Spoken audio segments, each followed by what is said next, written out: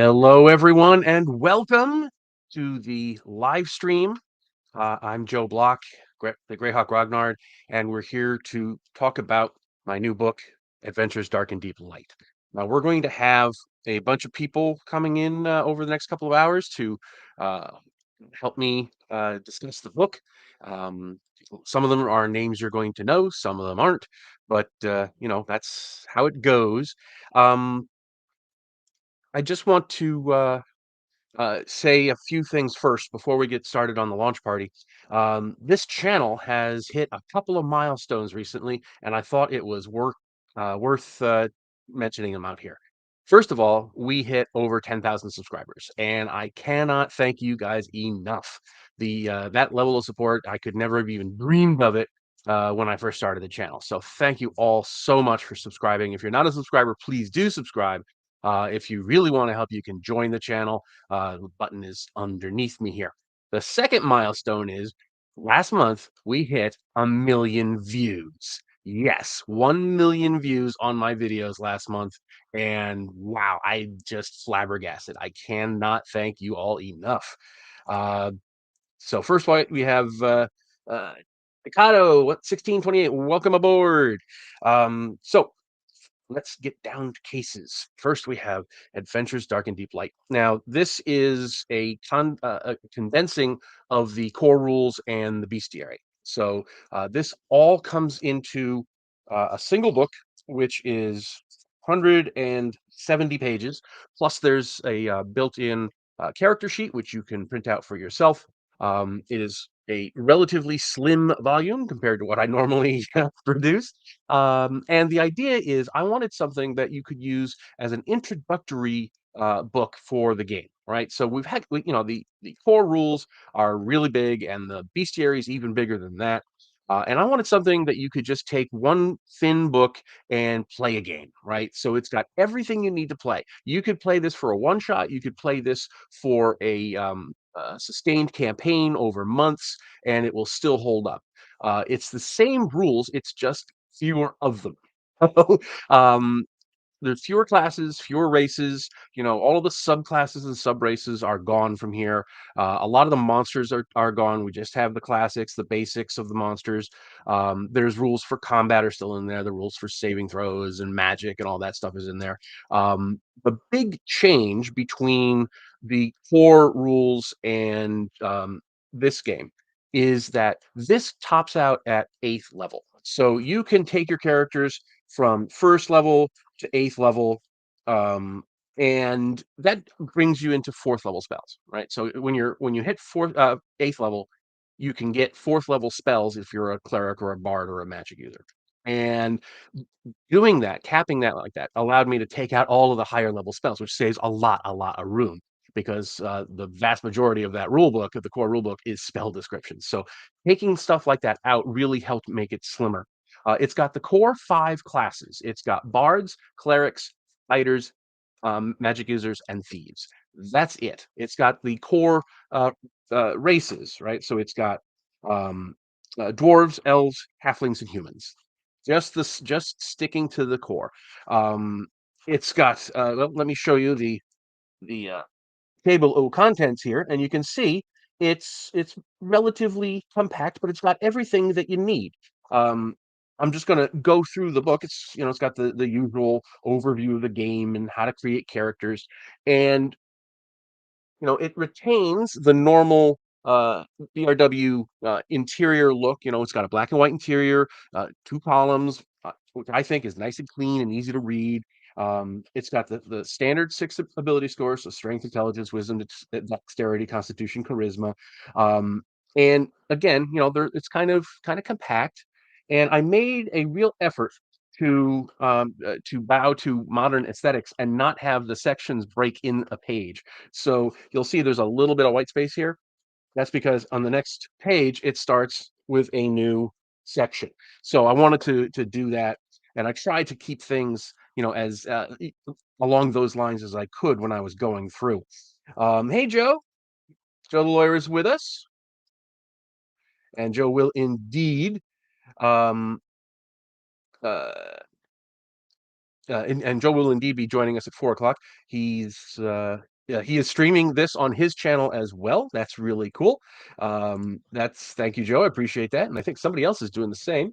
Um, and okay, so uh, we've got uh,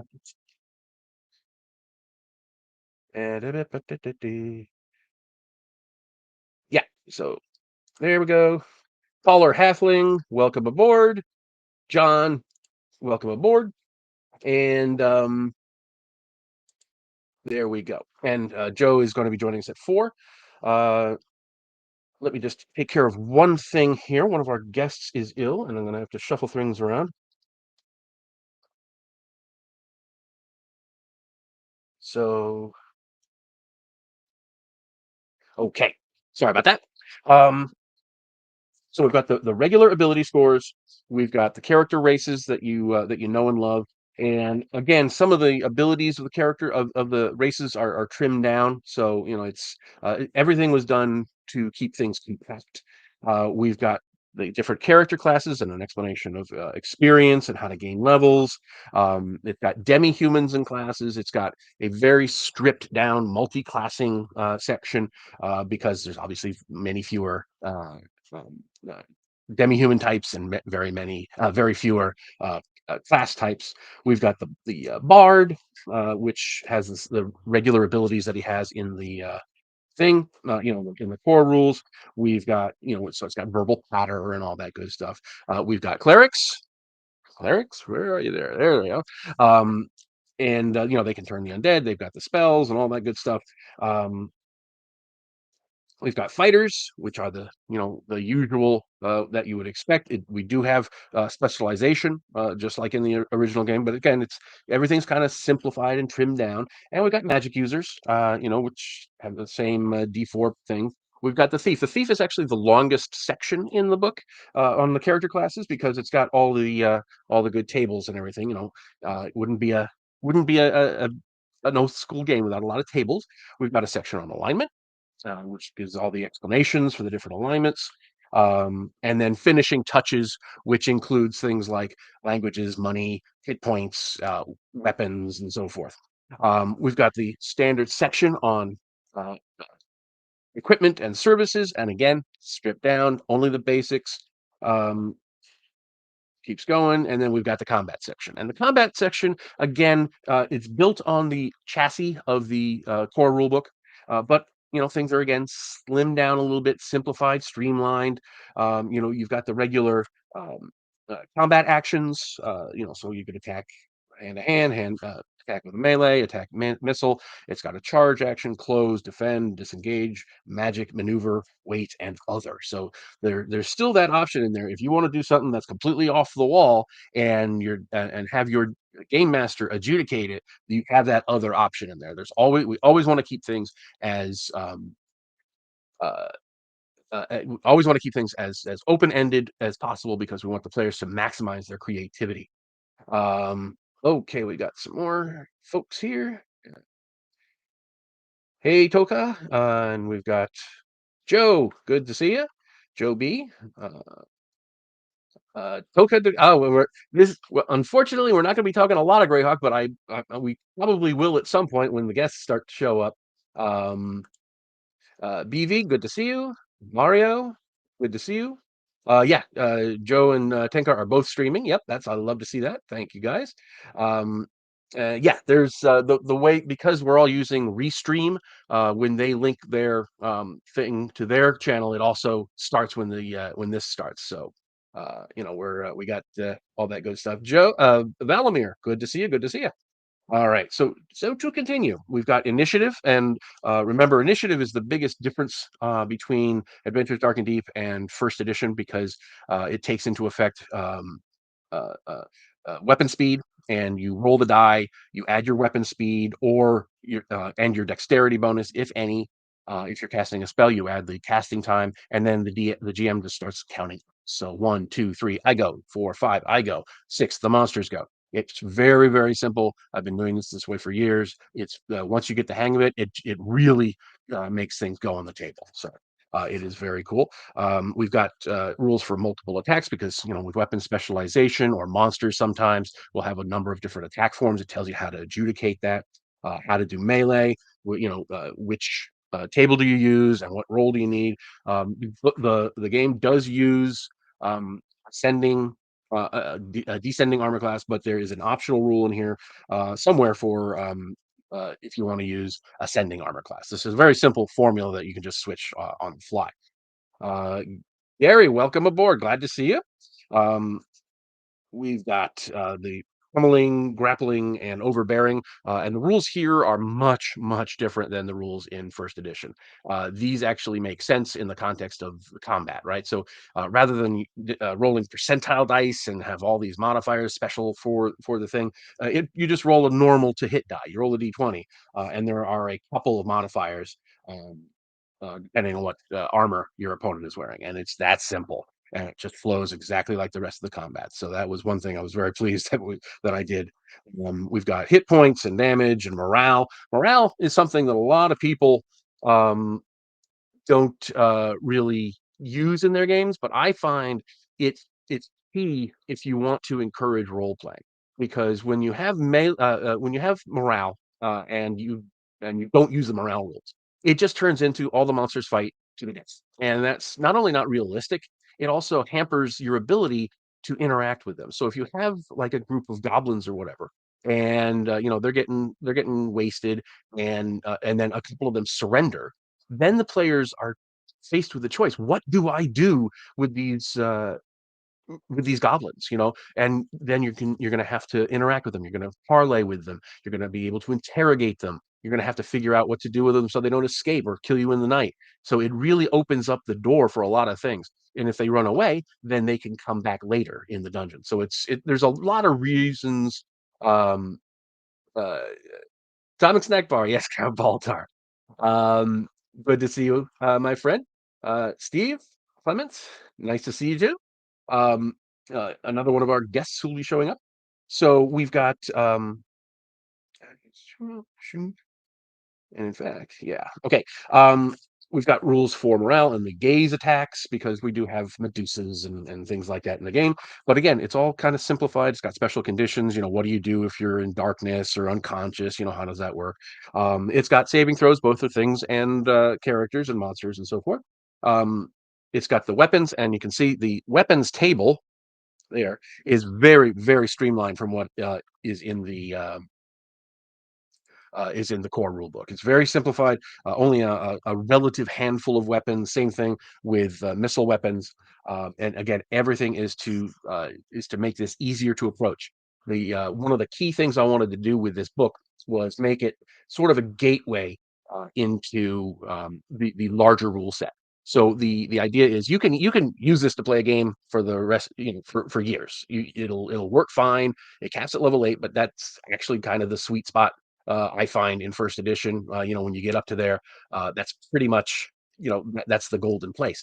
But if you want to, you can then switch from this game into the core rulebook and the core bestiary. It's completely cross compatible. When you do that upgrade, you just add more stuff, right? You have more classes, more races, more special rules for special conditions, that kind of thing. And but it's perfectly fine to play either this game by itself or to step it up when you feel you want to, or your players are acclimated to it, and you can go on to the core rules. Um, so let's see, we got RV. Okay.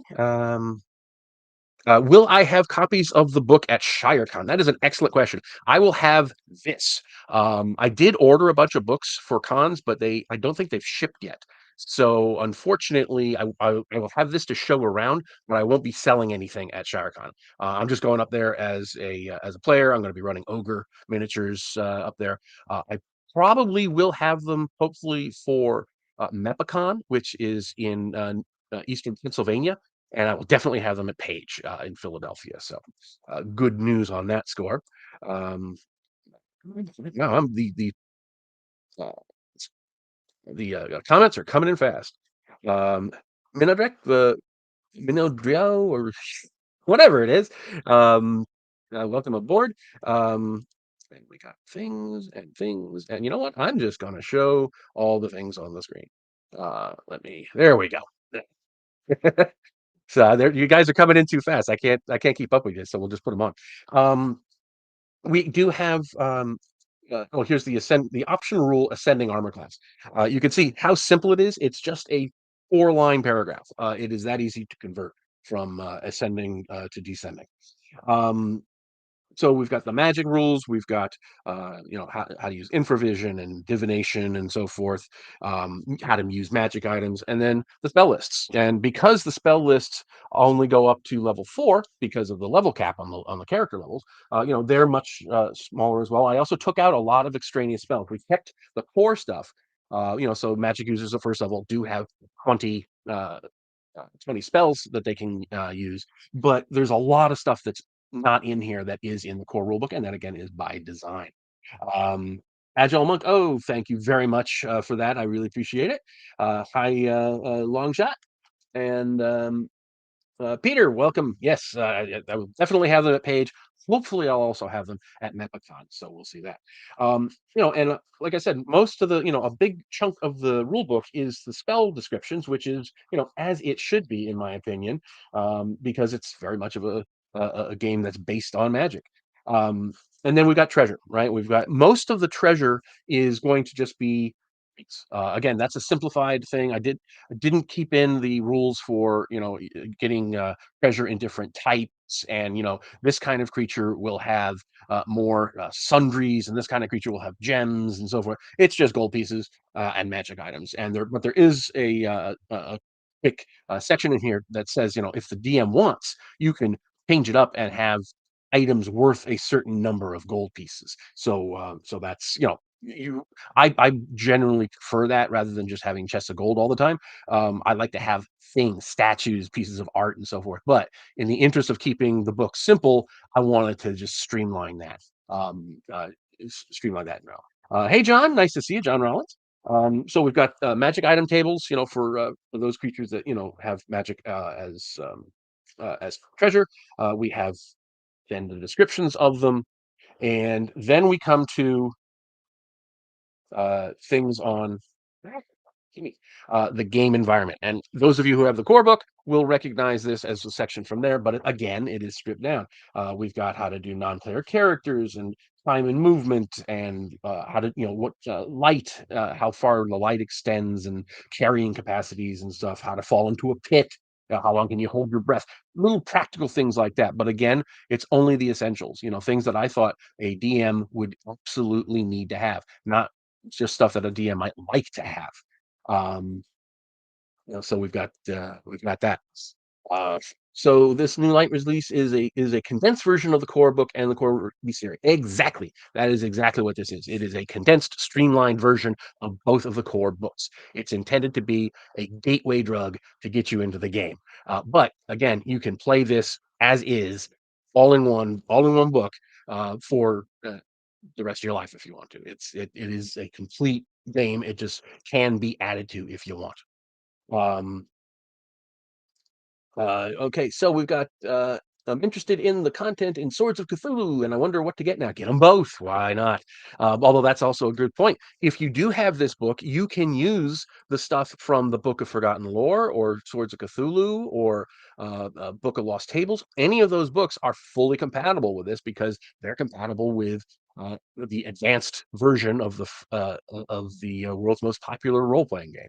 So to use a circumlocution. But yeah, you can use Swords of Cthulhu with this. You can use any of those add-on books. And if there's other things by other publishers that are also for 1E style games, they'll all fit in fine here because they all use that same underlying scalability, right? So the hit points of monsters across the board are going to be around the same.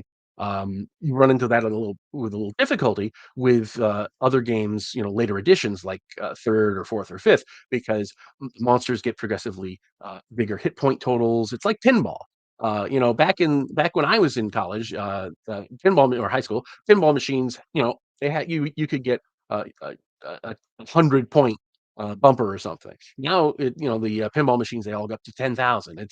there's this inflation of pinball scores. It's the same thing with hit points in D&D. As they get progressively higher in edition number, the monsters get tougher because the characters get tougher. So it's kind of this race to see who can like an arms race to see who can beat what. Um, so then we have monsters, and all the rules before we get to the monsters, all the rules are just 106 pages. So that'll give you an idea of just how condensed this is. It's just really, really streamlined and deliberately trying to make it easy for folks. Um, Okay, so then we have the monsters, and the monster entries are actually very different. I used a completely different thing. I'm gonna zoom in on that so you can see. You can see that the stat block is in that box, right? And that's the entire stat block for the monster. And then I also streamlined all of the text. But something like, let me get a good one here. Like a blister beetle. It has an armor class of 2, 3d8 hit points. One attack, 1 to 8 damage. It moves 90 feet. It gets +2 on its morale. Has an intelligence of 2, alignment of neutral, size is medium, and it gives the hit the XP, 50 +3 per hit point.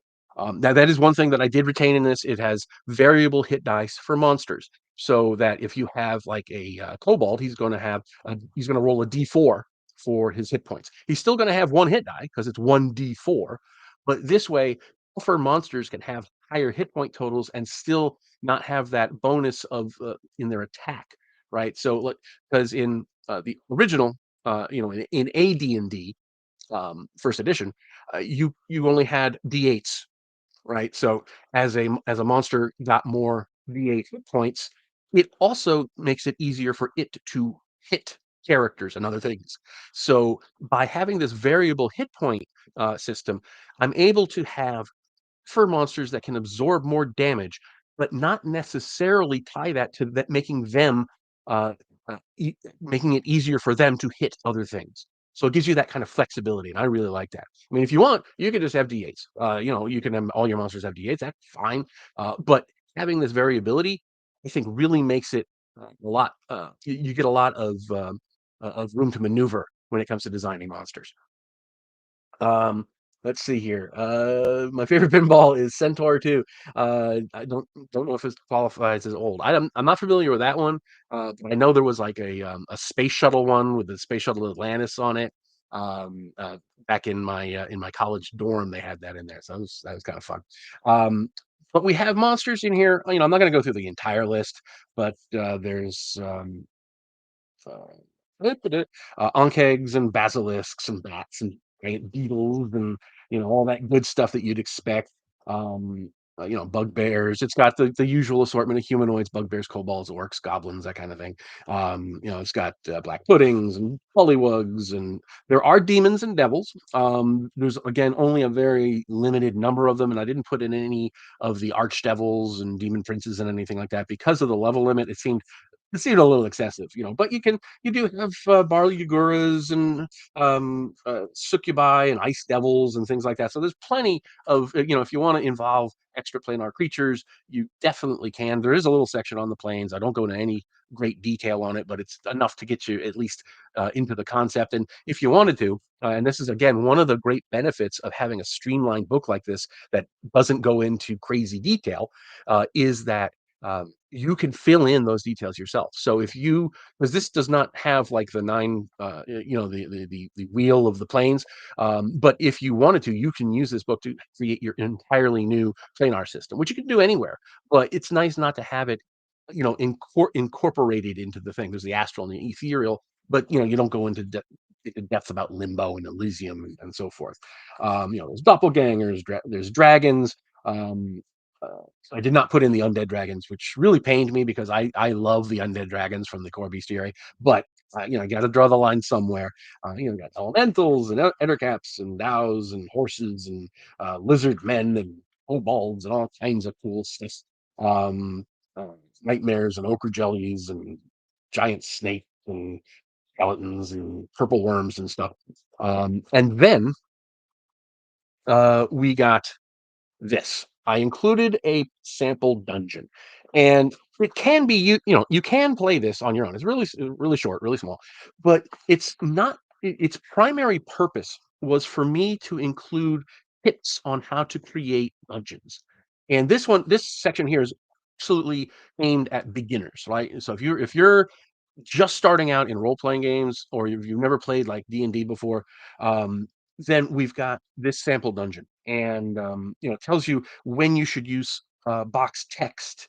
Um, Things like, also notice that the introduction gives a quick explanation of why the player characters are together in the first place. It's tips like that. My editor, who when she was going through the book, she said to me, "I wish I had had this when I started playing D&D. I wish I had had this section with all the tips that are in here." So, for example, uh, having the in this instance, having the mechanism for opening the secret door defined (parentheses turning the torch sconce) means it can be discovered either by the usual die roll, or if the players are particularly inquisitive, they might open it by accident as they explore the room. And it's little things like that that for me are kind of like, of course, I just know that intuitively, but I realized newer players, beginners, especially beginners to old school style of play, aren't necessarily going to be thinking along the lines of, "I'm going to describe what my character does." They're like, they just want to roll a die.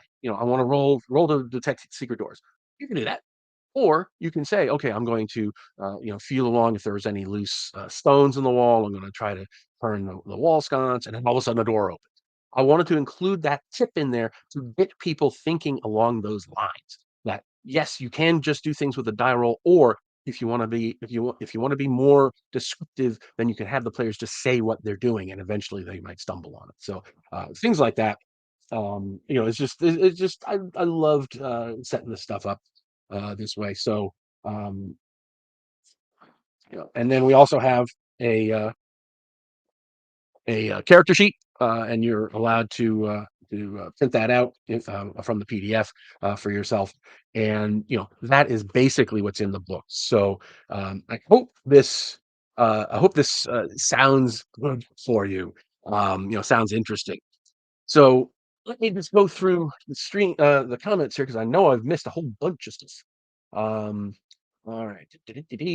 Um, the pinball. The initiative system sounds like something is yeah, exactly. And I wanted to use weapon speed, but I didn't want it to become this big clunky thing. So on your character sheet, there's a place to record your weapon speed. So if you're always using your sword, you know what the weapon speed is, and you know what to add to your die roll. It really does flow very, very easily when you're at the table. If you've played games with me at cons, you'll know what I'm talking about. The secret door is nasty because it is not clear and basic. Yeah, well, again, that's yes, you're right. It doesn't really go into too much detail. So let's see now. So, does anybody have any questions? Our first guest is scheduled to arrive any minute. Any questions so far on on how I've done it, why I've done it? Any specific questions you have in mind? Hey, does it have this monster in it? Let's. The floor is open for questions if you have any. Doo-doo-doo. Okay.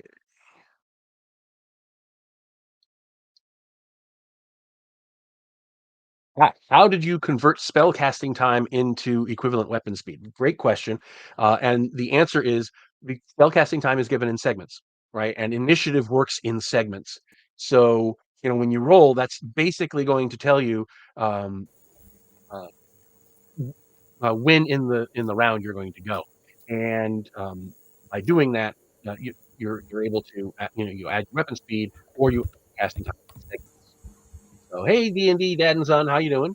And our first guest is on board, Andrew. Andrew is somebody most of you have probably never heard of. Most of you who are watching this, but he has been an integral, essential part of this project. And Mario, I will get to you in a sec, but I wanna introduce our guest here. Um, so Andrew, why don't you tell the folks what you contributed to this project? To what? Sorry. To the project, to the book, to the whole thing. What To was the your book. role? I was selected to direct and produce the commercials for the project. Yes, commercials. That is one of the surprises I wanted to do. So I've got one lined up. I've got one lined up, and I'm going to be showing each commercial every hour until we've gone through them. So let me just queue up the first one, and once we've given everybody a chance to see it, I want you to kind of talk to us about the process of doing this. But for now, here's A ghoul the first one. leaps out and attacks you. What do? I attack it with my sword.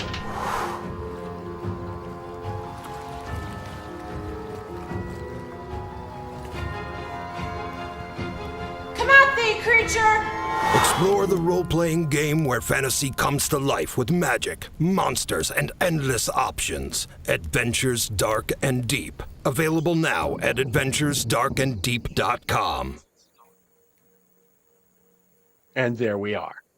I am so thrilled about this, about having these commercials, because not only are these going to be done on, you're going to see them online in various places, these are also going to be on streaming television. So this is the first time I've ever tried anything like this, and I hope that you guys are as excited about the prospect of seeing commercials for Adventures Dark and Deep on TV as I am. Um, so, oh, yeah, we got. I see one of Emily's friends is in the house. That's great. Andrew, uh, if you could give us a little introduction about yourself, both your filmmaking and your gaming interests and so forth, and then I'd like you to just talk a little bit about the creative process that you use to make the ad. Sure. I'm 24 years old. I've been a filmmaker all my life, pretty much. I've been out of school for it for about a year or so by now, and since then, I've been trying to get work wherever I can, helping out in making films. I say helping out more than actual work because it's hard to find a lot of belong in every little facet that I can. When I was in school, I would help out in every part of the process. So I love every part, from writing, directing, even acting, lighting it, and editing it. And when I actually was approached by your son for this commercial, I guess Right. because he knew you were looking for something like this, and was like, Andrew can make a commercial. And then he called me and was like, "Hey, Andrew, I recommended you to my dad to make a commercial." And I go, "Okay, I've never really done that, but I have wanted to do something with fantasy in it forever. Fantasy is like one of my favorite genres, but it's a very hard genre to justify making a film or a short film about at this budgetary level, which is to say none." Uh, so when you had any help in that, which was very appreciated, was great, and the opportunity to do something like that. And when you pitched me your vision for it, you had a script, and your vision was pretty perfect for what I was like looking to do, with the way that it blended like people playing the game and then themselves in the game. It was very easy to cast that because it was double roles. You have characters playing two versions of themselves. To be honest, they were my friends, but it's because I know how to work with them, and it was easy to give them orders, to direct them is a better way of putting it, because I know them very well, and I like to think they trust me. When I was trying to figure out how to do the ads, that was nerve wracking. I see Joe the lawyer, great commercial. Thank you very much, Joe. It was very nerve wracking to figure it out because I had all of my inspirations for it, and somehow everything I planned for it, not everything, but a lot of what I planned for it didn't work out initially. So I had to course correct a lot. When I was trying to picture what this commercial looked like and picture how I wanted to envision some of the artwork that you had given me in the books and stuff like that, I was thinking a lot of 1980s like dark fantasy movement type of lower budget fantasy stuff, like Labyrinth and Dark Crystal, even Princess Bride and that sort of thing. Hawk the Slayer, you mentioned by name, stuff like that. Yes. And Yes. I was watching Hawk the Slayer literally up until like the day before I shot it. I was watching parts of that and pulling from lighting cues. And then I get on set, and your son's my gaffer, and so he knows a little bit more about some of that stuff than I do. And one of my gels that I needed more of a blue light was melting, and I didn't realize why he did. And I was like, oh, okay. So I learned, don't make that mistake again. But I had to course correct on how I made the commercial look. And then when I got to post production, I ended up with this color palette of this kind of like greenish teal and yellow orange balance between the two storylines, which I ended up really liking. I don't know how you feel about it, but that was the aesthetic. I had the money that you had given for the commercial, tried to budget it out as fairly as I could for everything that I knew I needed. I knew that on screen because I wanted it to. I didn't want it to look like, I shot it for $10. But I have a lot of the equipment myself. So I had to piece together the costumes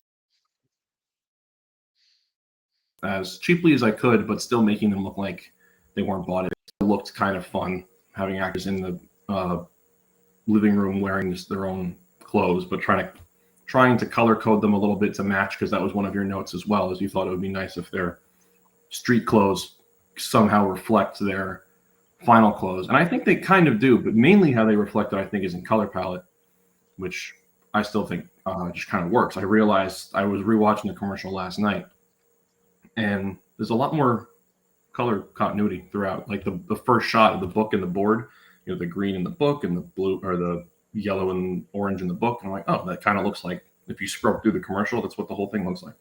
That's cool. I didn't do that. No, that's amazing. I honestly think this looks better than Hawk the Slayer in some ways. Much as I love Hawk the Slayer, I think you really knocked it out of the park. And I know it also helps that your friends and I are with the Ren Fair and do all that stuff, so we kind of had some of that stuff already. And I don't know if you guys could notice, but there were miniatures on the table, and those are the old Grenadier miniatures from way back in the 80s, and I gave them to Andrew to use in the thing as props. So it's a little tiny detail that probably goes overlooked, but I felt it would be really cool to have that callback to when I was their age, the miniatures that I was going to use. So now, in terms of the technical aspects of this, because I know it was a night, you could tell it was shot at night, and you have water and things like that. I'm completely ignorant about this kind of stuff. How does that impact the production process? Well, the water was my idea, because when you and I spoke, you were very open about. I think I said 80s dark fantasy sort of stuff, Hawk the Slayer. That stuff just gets shot in the woods a lot of the time. And you were like, yeah, lots of smoke. And I was like, yeah, of course, lots of smoke. I looked at fog machines for 3 months and ended up not getting one because I didn't know if I needed it. I knew it would haze up the scene arguably too much, but more or less, I think it was more so, I think it would have just been an annoying thing to constantly have to do, because I had essentially a skeleton crew that I was working with to get it done, just because I didn't want to. It's a very small commercial. It was only a few shots and only one actor on screen at a time. When I'm talking about the fantasy side, by the lake stuff, or by the river, so I didn't want to overcomplicate that with a bigger crew. And again, it was just people I trust and know.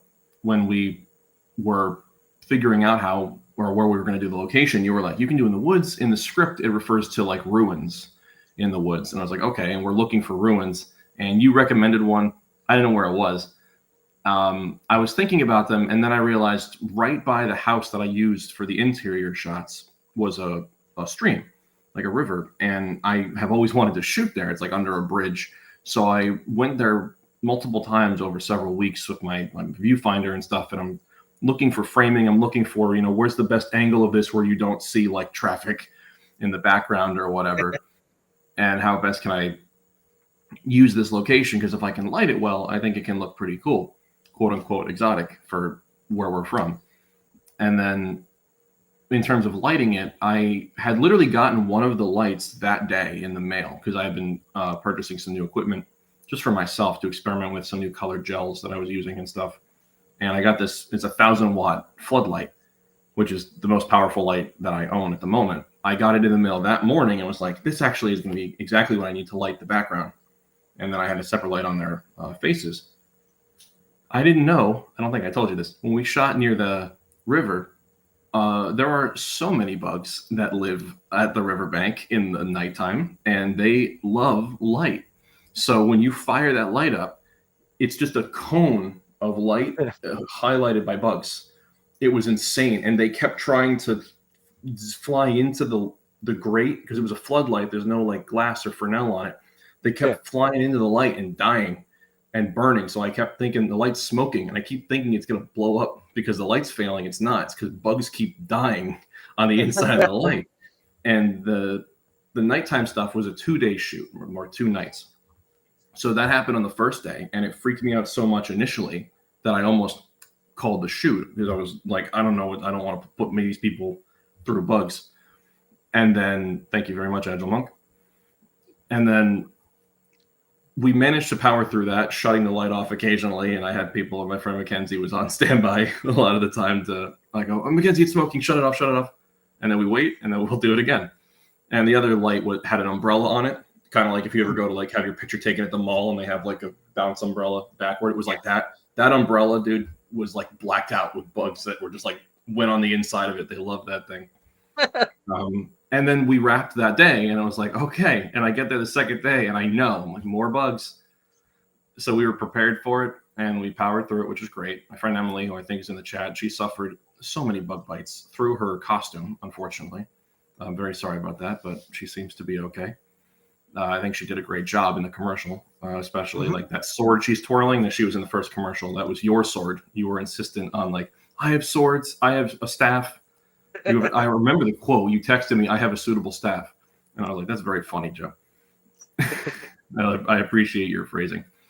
My friend Keith was wielding the staff. And of course, your son is the monk, not the monk, the cleric, the dwarf cleric. Which was the first thought I had when you were like, there's a dwarf cleric in the script. I'm like, it's Sam. And I told you that. And you're like, yeah, it is. That's awesome. That's awesome. And I know I found the music, but I found a whole bunch of different musical pieces that are public domain, and you picked great ones. But I noticed you also switched it up for different parts of the ad. How did that work? The matching the musical cues to what's going on. Well, some of it is natural timing as well, like just how you kind of cut away from a shot when I feel the shot necessitates that I need to be somewhere else, unless I need to cut it down for time. That's the fun experiment. The commercial that you I guess the rest of the audience hasn't seen the other commercials yet, but the one that you did see with Emily in it, there's actually shots in that are sped up a little bit. The music itself is actually sped up. I know, Joe, you have all the files. If you listen to the master one and the Emily's 30-second, her music is a little faster. And some of her shots I ended up having to trim because she was the first one that I shot outside stuff. And when I got to editing it, I knew it was supposed to be a 30-second commercial, and I put all of her outside stuff together at a pace that I liked. And I'm like, this is 16 seconds. That's more than half of the commercial, and I need to still have the flash like in her playing the game, and I need to have the actual like pack shot of the ad at the end and the narration and stuff. I'm like, her commercial is actually a little too long, so I had to make sure that Sam's was shorter and Keith's was shorter. Sam's was actually a little too short, so Sam's commercial I do the opposite. I don't slow down shots, but I have to hold on them a little bit longer to make the 30-second shot work. And then Keith's timing was pretty on point. It was pretty simple to trim his shots where they needed to be to fit in the pace. I know you actually asked about music. I'll answer that question. There isn't really much to say. Probably between 6 to 8 tracks of music. And I just was listening to them, and I was like, this one's like cool, but it's like way too epic for, Keith with a stick by a river. I don't know, like you hear it and people might go, that's corny or whatever. And I didn't want it to feel corny, but I definitely wanted it needed to be just enough to feel right, to feel slightly immersive and believable for what it is. And but not I was kitschy. just picking them, and then I would choose one for like Emily, and then I go, oh, this is not going to cover the full commercial is like a minute, which I didn't mean for it to be a minute. I think you just said 3 30-second commercials and then one full commercial with all of them that's going on YouTube. Doesn't matter how long it is. It ended up being exactly a minute, and I was like, I'm going to keep it exactly a minute in the event that you're able to get a minute spot somewhere. You can even throw that one. Right. That's perfect. That ended up perfect. But in terms of picking the music, like like I said, I slowed someone's down. There's in Keith's solo commercial, which you'll see later, the I think very Keith's in the chat beginning. too. Second, Keith, yeah, I saw that. Hi, Keith. Yes, it's the staff of Thunder and Lightning. I've had him say that line so many times, I think he will never forget it. And that's a good thing. But in his commercial, the beginning of it, there's a clip of music that's like played backwards for a second, because you don't really notice it, just because you have these music tracks. Usually when I look at music, because movies, I've noticed movies having a rhythm to cut to in music, like not like score, but like soundtrack music, like a song. Like if you put, I don't know, Beat It by Michael Jackson in a song and you time a sequence to it, it's about the beats. But how a song starts in a movie and how it ends are very important. Sometimes they just kind of fade out, but when a song starts, you're aware. You're always aware that there's a rhythm your brain's getting onto, or you're like, I know this song, I like this. James Gunn does this stuff. Watch the Guardians of the Galaxy movies. There's so many sequences where like a song starts and you're like, this is a sequence now. So you have to be mindful of when you start a song, how you start a song, and how an audience is going to latch onto that. Hi, David Thompson. And I will listen, when I listen to songs, to edit the beginning and end of them, because there's usually some kind of leading in note, and the songs you sent were orchestral, so they were especially had nice, codas or fade outs of some sort. If you play the ending like backwards and cut it off at the last note when it goes, like, hits and then fades, and then you reverse that, it'll fade to a hit, and it can also have a different quality that could sound cool. And so I use that just as a way of leading you into the commercial. And then when it hits, I switch to a different track. For Keith's in particular, I did that. I think I do it for the main commercial as well. But it's just a matter of pacing it out.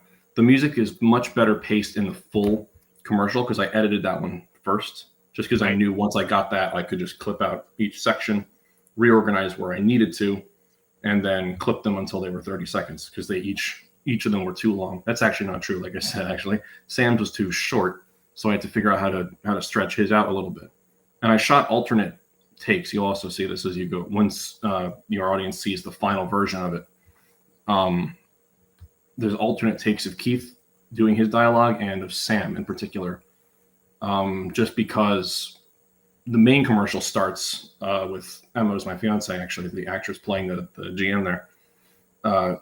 She prompts Emily to say a line, and then Emily's up Sam next, and then Keith. There was an order to it, but I knew that I needed 30 seconds of each, so I have an alternate shot of Emma talking directly to Sam, and then I did notice that one, yeah. Yeah, and then I have Keith, and I have a different shot of Keith that's a bit more intimate between him and Emma, because he's off to the side next to Emily, and I didn't want it to look like he's pushed aside in his own commercial.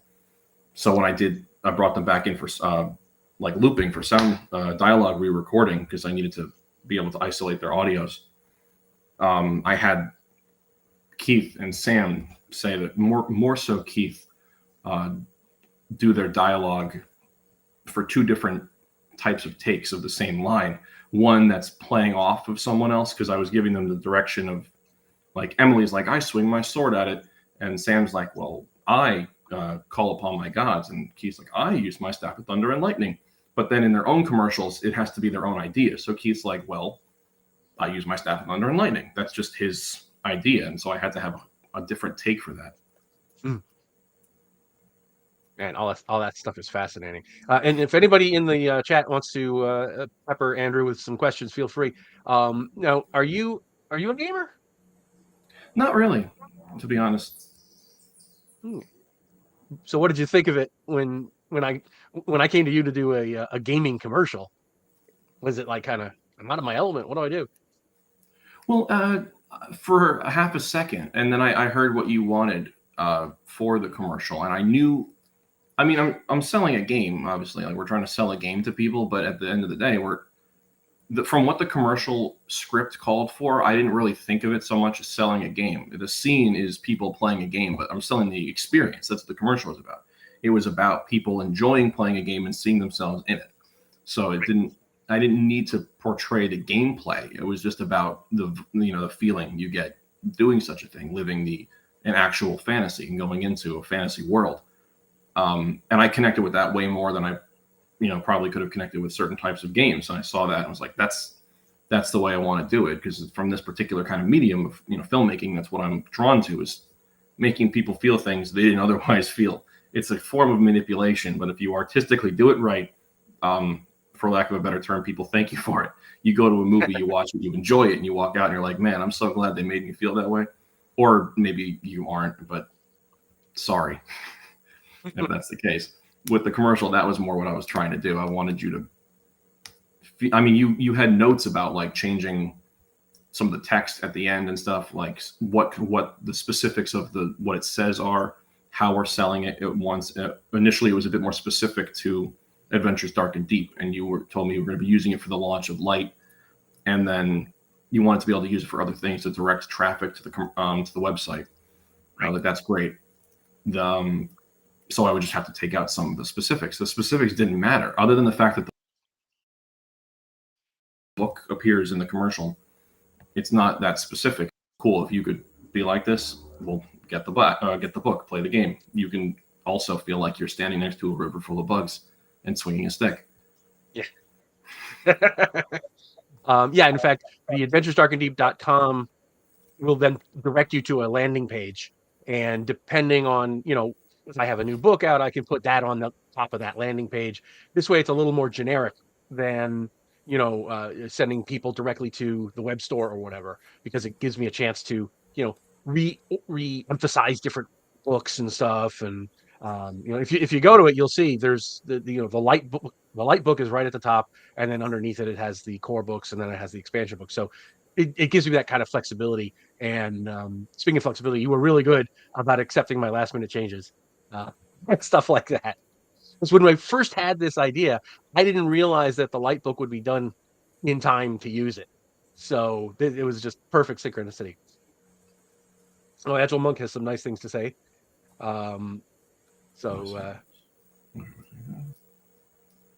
Peter Flagg has a nice question for you. How do you get through a mental block when you know what you want to do but cannot translate it into your filming? That is a good question. I was not expecting a question like that, but I appreciate the question, Peter. I hate mental blocks all the time. I think it's the most frustrating thing for me about making films, any kind of films or things like this, is you can plan ahead so much, and then you get there and my brain falls out of my skull and I don't know what to do. I do have to rely on the people a little bit, most especially my assistant director, who in this case was my fiance, just because I am okay with her yelling at me to keep me on task. And that was her job, is keeping me on task. Ahead of time, we plan the schedules for it. And when it comes down to it, and that's the thing, is it will have to come down to it. You have to get your shots. You have to make your day by the end of it. And if you don't, you have to either make it up or learn to live without it. And so I, like with the gels, for instance, when I had my first initial plan, I was looking at Hawk the Slayer in particular. There was one shot early on of it's like a monastery or a cathedral of some sort, and they had a lot of smoke and they had blue lights hitting the smoke to illuminate. And a lot of movies from the 70s and 80s have this very specific kind of blue light. I know the kind of gel they use for it. I can assume the kind of quality of light that they use. I had lights that were similar enough. I had gels that were similar enough. I knew I could theoretically recreate the vibe, although I didn't have the smoke. I tried that, but I didn't realize how easily the gel would melt on the light because it was too close, because the light's too bright, and I hadn't worked with it until that day. I start melting it, and I go, oh no, what do I do? I can't, I have, because I kept my crew small, arguably too small, I actually didn't have enough people to run around. I only had Mackenzie to run around and fix the gels. I didn't want her to burn her hands or be just staring into a light for all night. I had to figure something out. I ended up not even using gels at all. I just went bare bulb because I knew the technical aspects of what I was doing. I knew that, if you use the light at a certain color temperature and it's matching to the camera, the light's just white. And if the light's white, that's good because I can tint the image. And I knew if I'm doing nighttime, your eyes do shift perception when you're in nighttime. That's why nighttime is not actually blue, but most people perceive it as blue because of how your eyes act in low light. I knew that, and I knew I had to accommodate for my for lack of a better word, shortcoming now, the predicament I'm in. So I just went, well, if we just shoot it white, I can color correct it. That's how your eyes shift light. It'll look more natural. I didn't want it to look natural. I wanted it to look a bit artificial because a lot of those 80s movies look artificial like that. Them playing the game on the inside, the kind of low sun look that I go with is deliberately artificial. It's a bit too yellow. It's a bit too in particular on Sam's side, it's a bit too in his face. That was deliberate. I know it sounds like I'm saying that to cover up bad work, but I mean, I did try to make it look like that. The nighttime stuff is not what I wanted for this commercial, though it is a look I've wanted to do for a long time. So it gave me an unexpected opportunity. So I guess to answer your question, actually, Peter, I have to default on just whatever I can come up with. There's always just some sort of plan B, even if there isn't one. You don't have a plan B initially, but there's that pressure to get something done. There's the pressure that there are people there, because I've also run sets where I panic and I go, I can't do this, and you kind of shut down. Nothing gets done, and no one's happy. No one enjoys being there, even if everyone wants to be there to have fun. So you need to keep other people in mind when you're doing that, which can be stressful. I'm still getting better at that. As every project I do, I learn where I disappoint people, and I go, well, I can't do that next time. And I learn what people enjoy, the kind of energy they get. I have a suitable staff indeed. Thank you. So now, obviously, you've been to film school, right? Yes, I went to high school for film, actually, because I went to a technical high school. It's where I met your son. And then I went to community college just to get a associate's in filmmaking, and then I went to Montclair State for 3 years, and I have a bachelor's of fine arts in filmmaking as well. Great, that's awesome. All right, any other? Let me just back up here through the comments, see if there's anything, because this is fantastic. So a lot of this stuff I know nothing about filmmaking, so this is fascinating to me. I got one last question. Aside from the bugs and the gel, what was one thing that went not as you expected? I immediately know that one. You and I spoke about that they're fighting a monster. In the script, it says like a ghoul jumps out and attacks you. And I was like, why'd you choose ghoul? Because it's in the script. Why did they say ghoul? Why not any monster? And you're like, I don't know. That was literally your answer was like, I think a ghoul could be like neat. It didn't matter what the monster was. He just thought it was a cool. It's undead, so the cleric can turn undead, and a ghoul is an undead creature. So that's, in order to have the cleric do something, it had to be undead. But it could have been a vampire or something. I didn't know that. That's actually because you're working backwards. Then you had your characters in mind, and you wanted to give them something to do. But one of them, you're like, I don't know, he's not going to turn a dragon or whatever. But we were dealing with. Oh, hi, Joe's face. Sorry, my camera decided to leap out of its cradle there. You're good. Sorry, I lost my train of thought. There was the ghoul. The ghoul. You had written it as a ghoul, and I was like, why? And now I actually know the answer to that. But I was like, okay, so I have to put a ghoul in the commercial, and you were like, no. It's more about the fantasy of it. It's more about the people interacting with it. I kind of envision this as them looking at the camera, fighting at the camera, as though the camera is the monster. And I disagreed with you for a very long time on that. I was like, I think we need to at least see some kind of monster. How do we do it without it looking dumb? I honestly don't know much about visual effects. That's one area where I feel I lack in the modern age of filmmaking, because I focus so much on old school stuff. A lot of my lights are old school style things, just because those are my favorite looks of movies, and they were able to do it, before the advent of digital filmmaking and LEDs and stuff like that. So I model all my stuff off of that. And I was thinking in the vein of these 80s, dark fantasy movies, particularly movies like the Jim Henson movies, like Labyrinth or Dark Crystal or whatever, the puppets and things like that they had. I was like, can I do a monster? I love puppets. I've always wanted to do them, but I don't know how to make a good monster puppet. So I was looking up. I honestly don't know if anyone remembers this sort of thing, but there was something in the 80s called Boglin, which was a little rubber puppet guy. I have him in my garage. His eyes move, and his mouth, you can move his mouth, but his eyes are very realistic looking plastic eyes. And he has these little arms on the side of him. He looks like a little slug guy. But the detail in the face, it's like a rubber face, was great. And the eyes are great. And it has that look of, it's clearly a puppet, but there's enough life to it that you buy it and it has the right vibe. and I was going to take the little arms off and build a little body around it, make it the face of like some kind of goblin or ghoul looking creature. And Boglins had like a bunch of different designs. I looked at a whole bunch of them on like eBay because they're old. They were out of production for so long. I got one and I was like, I just need a couple shots. I even shot all of their singles with the weapons with the intention to do reverses at a later date back at the river with the monster. And I was like, I have to build this monster. And then I start editing it together. And Steven says I have 2 of them. I forget the name of the one that I have. I could grab them out of my garage though. But yeah, I was talking about my cast and crew remember me talking about like, the armor I was going to give him because I needed to hide the fact that he was a body. So I was like, I can just put him in little armor. I was going to make it out of like little tin things I had. And I ended up not doing any of that. I got caught up with other work and edited the commercial and I realized it looks fine. Joe was right. Sorry. I wasted that time and I bought a Boglin that I have no use for right now. So he's just chilling. He's a little beat up because he was a secondhand or third-hand Boglin from whatever, 30 years ago, 40 years ago.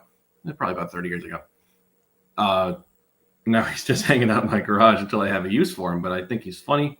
I have a group chat with all of the people that were involved in the production, and it's called Boglin because I had it on set. That's the best thing it served as a purpose is I had it on set, and I was like, this is what you're fighting. I'm just going to shoot it later. So when it was something to motivate them when they're saying their lines, they can picture this stupid little rubber guy going, rah. And then there actually isn't a rubber guy in the end. So, but that was a long process. That and the fog machine. I went back and forth on the fog machine for a long time because it's something I want to get for myself. I thought about renting, buying. I just haven't worked with it enough to know when I got on set how to operate it, how much it would be a problem. I mean, I had to lug a generator and a bunch of equipment across like a big baseball field in a park to get to the stream and then run the power and stuff like that. It was not the most convenient location. Where I ended up sticking the lights was also not what I planned on doing. I wanted them, there's kind of a bridge. You can see it particularly in Moore and Keith's and Emily's, I think. There's like an overpass bridge right nearby. You can see it. I was trying to put lights up there to shoot as more like backlight, like moonlight, but I wasn't able to run power up there and stuff like that. Yeah, and you can also see it in the end of the full minute commercial where all 3 of them are on the bridge. That's a different bridge, but yes, behind them is the overpass. Cool. And looks like Joe the lawyer has a. David Thompson's got a new one. A new question there. Who has been inspirational to you in your work? Hello. We'll introduce Steven in a minute. Okay. Sorry, Steve. I won't take too much of your time. You're good. I'm enjoying listening to you. Oh, thank you. In my work, depends on the area of work because, like I said, I like writing, directing, cinematography, now editing, all that. You have different figures that you pull on. I mean, as a kid, you grow up with a lot of the classics that a kid can watch. So I was a big Spielberg guy, and then as I become more of an adult, I rewatch those films, and I'm like, man, I am still a Spielberg guy. Like I understand more of the technical stuff and I see how he does it. I hate that guy. I hate how natural he can pull off such complicated things. And, in terms of like cinematographers, one of my favorites is Dean Cundey, who did John Carpenter's Halloween and The Thing. He did the Back to the Future movies and Jurassic Park. He did like the lighting and he shot it. I love the looks of those, particularly movies like The Thing, which has some consistencies or rather overlap of lighting and technique with the sort of stuff of the 80s I'm talking about for this. So I was pulling on that sort of inspiration for this. But then when it comes to writing, directing, or producing, there's different people that it's just what I'm trying to do. There's a lot of big names, honestly. You Google them, you look up some of the higher grossing films the last 30, 40 years. I'm probably inspired by those guys in some regard. If for nothing else, other than the fact that they're successful, that they're effective in whatever they do. I mean, Christopher Nolan's a huge one, but what inspires me the most about him right now, because it changes every couple of years when I reevaluate his career, is how small he keeps his crew. He is for the epics and scope that he can create, he is very intimate. He's almost like an indie filmmaker with like 100 $100 million budget because he produces it himself, he writes it, and he directs it himself, and he's so involved in every step of the process, and he's so intimate and trusting with his crew, and that's very inspirational to someone who operates at an indie level. Where the only difference between him and I theoretically is budget. It's actually not. He has a way different artistic approach than I do, and I've learned to accept that. But that's okay. All right. I hope that answered your question. I know Joe has Well, one more.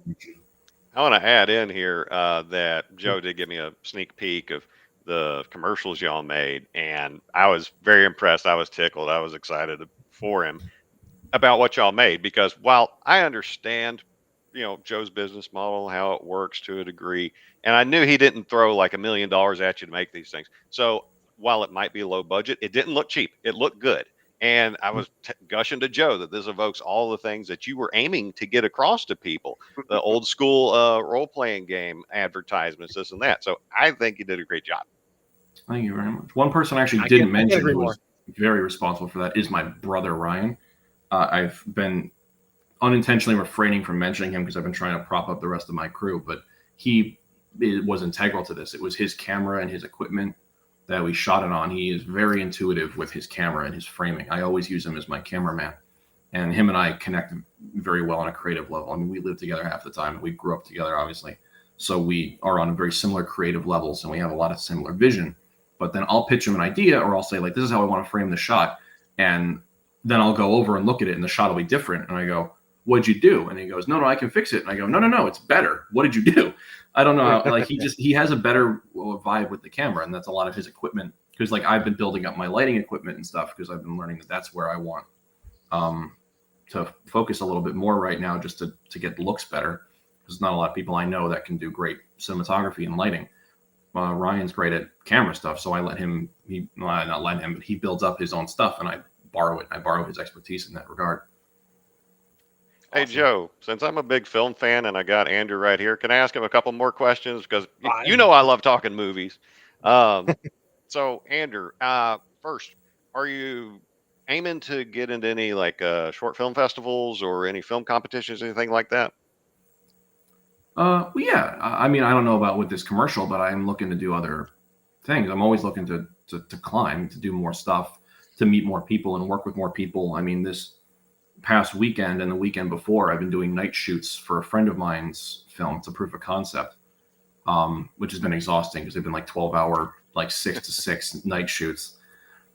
But for no pay, but it's fun. And these were people I wanted to work with, and I get to do a different job and get better at that particular job. I would love to make more short films. I mean, I have a thesis film I made in college about a year ago that I'm proud of. It's another, even more intense story of just things falling through and figuring it out and whatever. That's the story of every film. But I mean, at that level, that was the first film where I learned how to produce, because I was like, this needs to look good. I wrote it. I wrote so many drafts of it over and over again because I wasn't happy with it. And then obviously knowing I was going to direct it, I was doing a lot of the art design for like costumes because I love costume design and stuff, trying to figure out the aesthetic of lighting and, background stuff. And I had locations falling through over and over and over again up until like it was just for school. I kept booking locations at the school and they would fall through like a week later. And I ended up having a location that fell through 3 days before I was supposed to shoot. So I shot the whole thing and ended up doing my grandparents' garage because they had a double garage instead of my like single, and I needed the room because I wanted a warehouse. And I kept trying for warehouses or big storage areas that kept falling through. But the garage ended up actually being a better vibe for what I needed the film to be. So, it's all about recovery in that regard. So you're already experiencing some of the Terry Gilliam curse, huh? Yes. Something like this, because it's artistic expression. It's fun to tell stories and make stuff up and call it art. But there's so much technique that goes into filmmaking. That's what's fun and frustrating about it, is you have to learn, especially as a director or producer, you have to know at least a little bit about everything. You have to hire people who can do your job better than you or do any respective job better than you, and you have to trust them. But you also have to know that they can do it better than you. You have to know you have to know enough about it to know that they're great at it. Gotcha. Every project I work on, something huge goes wrong. I'm not alone in that. I think that happens in every thing. I'm just experiencing it more and more as I go through, and that makes it fun. It makes you a better creative, a better filmmaker. In Well, terms if you're of not festivals screwing and up, things you're like not trying, right? Yeah. exactly. In terms of like your question, festivals and such, I don't have any films other than I guess I could try to submit my thesis from last year into festivals. And I thought about doing it, but I don't know if I want to do it with that film. Just because I would rather, I can do better now. I already know I can do better. Just by making that film, I can do better than that film. So I want to see what the next one is. I'm looking to hover as a producer. I'm looking to make my brother make a film and work on it with him, just to see that through to fruition. And maybe the next one we can push into festivals and stuff like that. I hear you, because I got into the short film scene just as an appreciator and a critic reviewer through the HP Lovecraft Film Festival, which takes place both in Portland, Oregon, and Providence, Rhode Island, in conjunction with the Necronomicon Gaming Convention that happens there. It's good times, and I got to talk to some of these short film makers and feature filmmakers about what it's like to be them and getting involved in those kind of organizations and those events has helped them connect with folks that they needed to succeed to move forward. So maybe if you haven't thought about it, I'd encourage you to give it a whirl because you already got one good thing under your belt, these commercials. I appreciate that. Thank you very much. And Andrew, I know you've got to go at some point for another night shoot, but Joe the lawyer has one last question for you. I do have a little bit more Tarantino time. or Robert Rodriguez? Sorry, Tarantino or Robert Rodriguez? Whose approach do I like better? I don't know their in-depth approach as much. I appreciate both of them equally for what they are, respectively. They both have an immense style, and they obviously work very well together. Unfortunately, I'm not as familiar with Robert Rodriguez's more quote-unquote adult-oriented stuff. I'm more familiar with his stuff I grew up with, like Shark Boy and Lava Girl and Spy Kids and stuff like that. But I know he's done more than that, like Desperado and Grindhouse and stuff like that. And I'm way more familiar with Tarantino's career. And Tarantino is one of my favorite films, Django Unchained. I love that movie. I think of it as a fairy tale in a lot of ways. But I appreciate Robert Rodriguez's approach so much, just even on things like Shark Boy and Lava Girl. That's such a weird movie.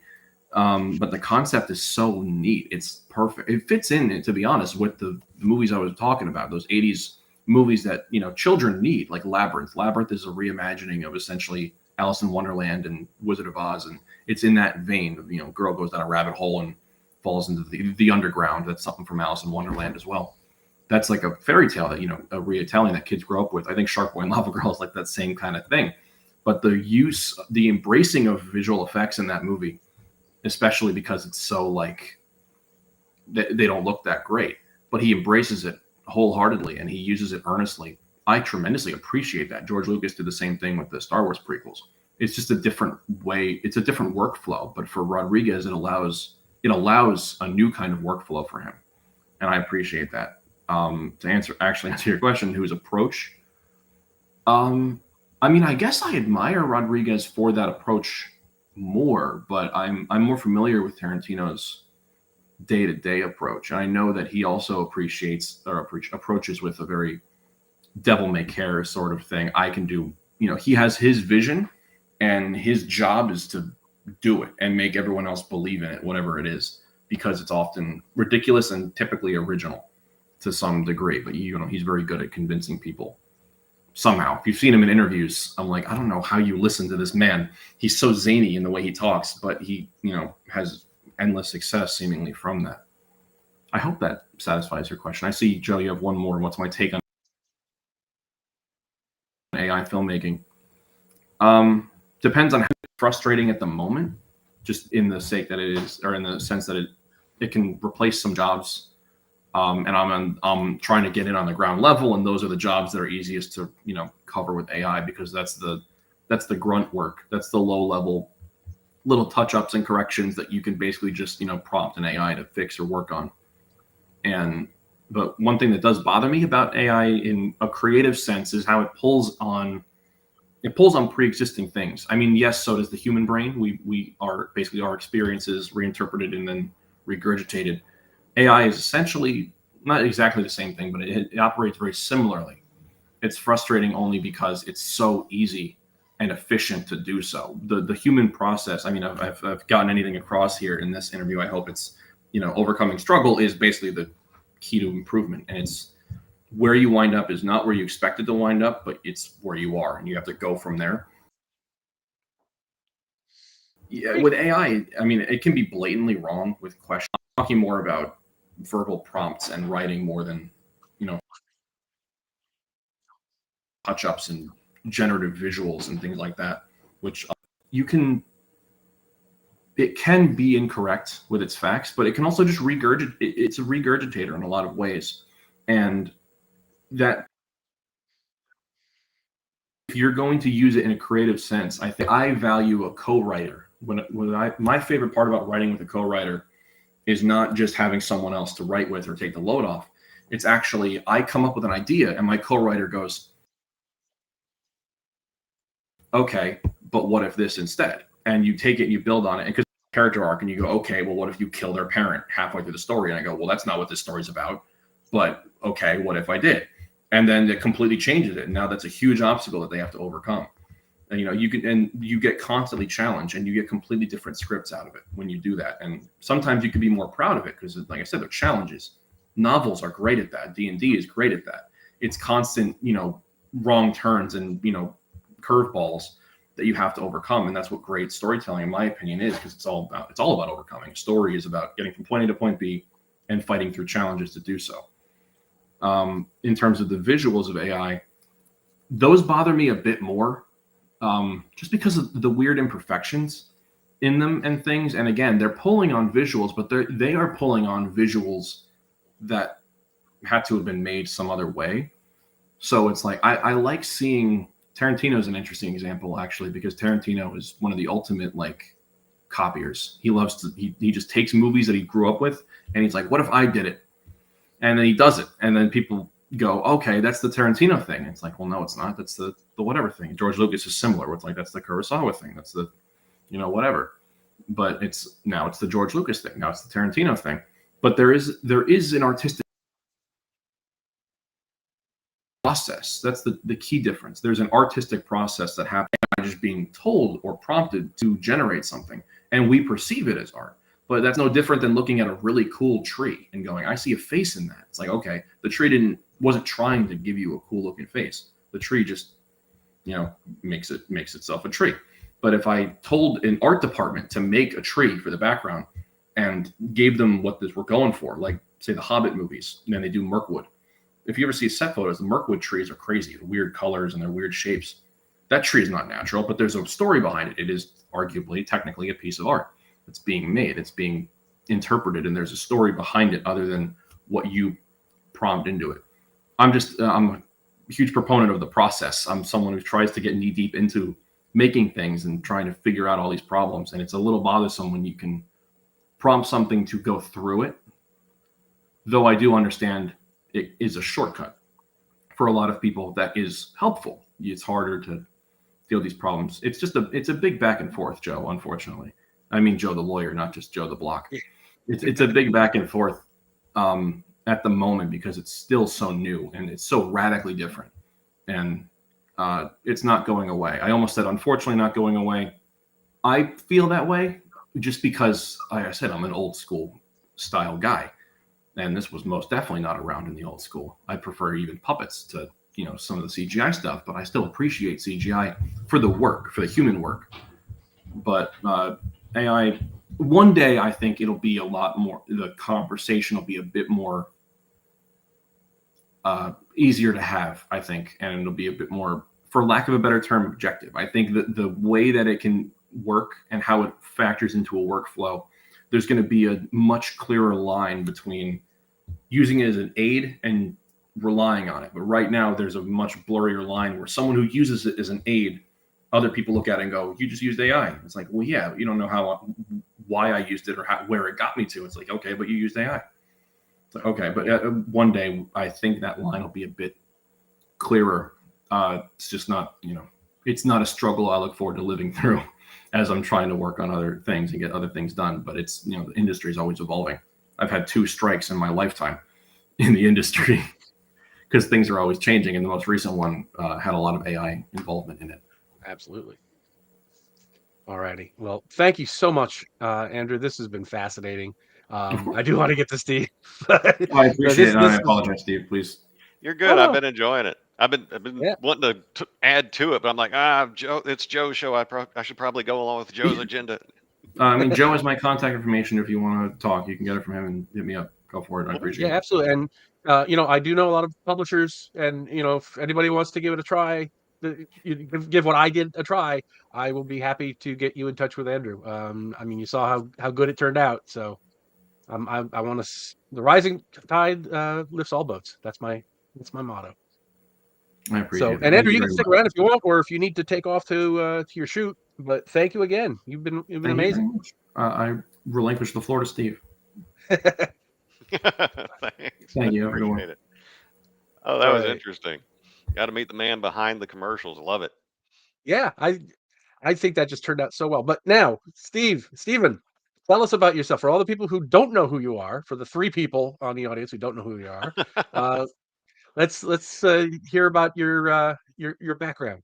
Oh, I got it ready. So the reason that I'm on the Joe Block live stream here is because at North Texas RPG Con, I bought some of his modules, and then I went on to Drive Through RPG, bought a couple more, and I noticed some inconsistency, some information that was missing, and basically I heckled him through Facebook chat, and he said, "Okay, well, you want to edit it? Here you go."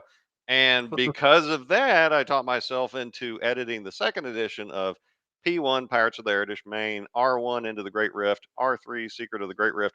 And apparently he liked what I was doing, so he gave me the first printing of E1 War from the Stars. And uh, I appreciate it, Joe. That's been a lot of fun. It's opened me up to new opportunities that I didn't think about having, but just picking at you on Facebook apparently led to a lot of fun. And then I was on that wonderful conspiracy live stream you did on your channel, Yeah, which yeah. was such a hoot. Because for a number of modules of Joe's, I do role playing game reviews on my channel on YouTube and Rumble, Stephen Clements on YouTube, and Langhorn Creative Group over on Rumble. And for each of my indie, small press, published RPG items, I like to interview the creator of those items so we can get some more background and inspiration because usually the internet doesn't have much to offer when you're doing research on Pirates of the Irish Main or this thing or that thing. And so I just want to contribute to it because a lot of these are really good products. Joe, I think, is an outstanding creator. Um, and I think there needs to be more information out there. And why not? Why not help make that happen? And he's a good interview. And after we did several interviews and got to talking to each other, I was like, we got a lot in common. Let's talk about crazy stuff. And we did already about an hour episode, talked about Freemasons rule of world, about UFOs UFOs. over Atlanta. Yep, psychic phenomenon, all kinds of stuff, and we may do another one again in the future when we got enough topics. But yeah, it's been cool. So I appreciate the friendship and the camaraderie. Um, Absolutely. and thanks for having me on. It's good to see all y'all. And Right. I So you got an advanced sneaky peeky at the did. light book. I did, and it's a great rule set. You called it light, and it feels light. Even though you cover everything people need from start to finish on running a role playing game, at no point did I feel bogged down. I didn't feel like there was too many rules getting layered on top of each other. And I want to give a compliment to your editor, Molly. She did an excellent job. I didn't find anything to pick at, not a thing. And given the variety of material that she had to look at, that she didn't miss a beat. Now, for those in the audience, you probably know Joe's already a good writer, so there's usually not much you got to do to his work to get it where it needs to go. But no, she did a great job. So if Molly hears this, good job. Um, It's awesome. and so in this one, like you pointed out, relatively small volume, what 106 pages, maybe 111 if you include like some of the appendices or whatever. Um, eh, you get your player's handbook, you get your DM guidance, you get an adventure, which is a pretty cool adventure. Folks, don't sleep on the sample dungeon that he includes. It's interesting. And a monster manual. And I remember on another show you were talking about trying to figure out how to economize how you present the monster information, because you give a bunch of monsters in this thing, and to reduce the page count, to reduce the word count, this and Right. that. And I think you came up with a very elegant solution that was a different stat block presentation than what I'm used to. Easy to read though, so easy. Just everything right in the same spot for every single monster. Bam, bam, bam, done. So good job. I'm pretty sure I don't even remember at this point because but I'm pretty sure I based that on another game, the way they did their monsters, and I can't for the life of me remember what it was and how much inspiration it was. So, but it definitely works because, in fact, I might even redo the bestiary at some point to use these new stat blocks, Good just deal. because it does save a lot of room. Yeah, it does. And I've been working on some modules myself. And when I saw your stat block, I'm like, can I rip off this format? Because I guess Joe just admitted to ripping off someone else, y'all. I was praising his genius, but no, I cannot take credit for another's work, even if I can't remember whose work it was. we all nobody has an original idea. There's nothing new under the sun, right? Everything's a retelling of something else, and so whoever you are out there, well, Joe did you proud. He did something good with your stuff, even if he's not going to attribute you to it. But so in reading over the different parts, the different sections, I got a question about the classes. Yeah.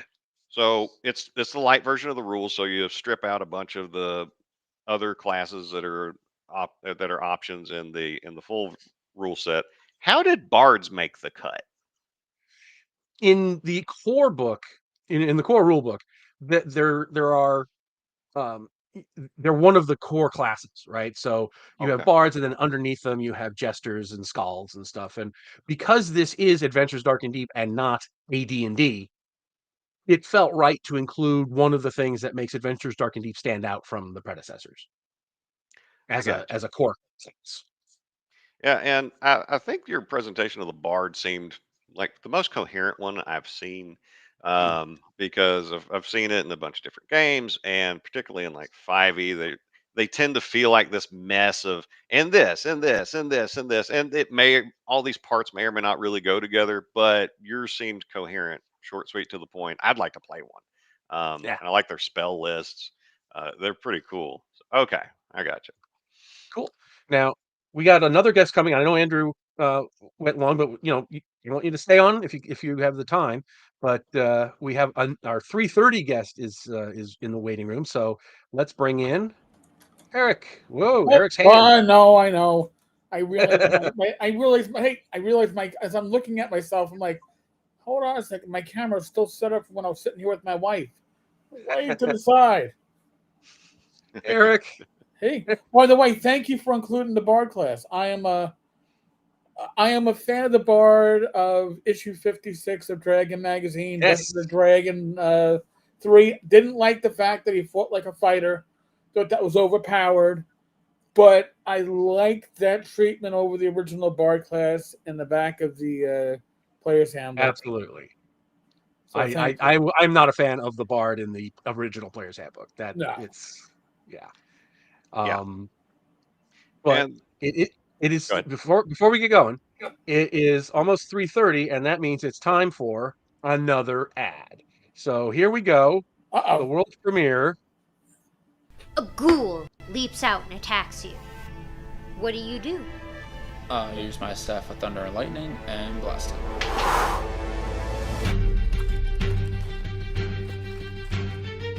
Do thy worst, freak. Explore the role-playing game where fantasy comes to life with magic, monsters, and endless options. Adventures Dark and Deep.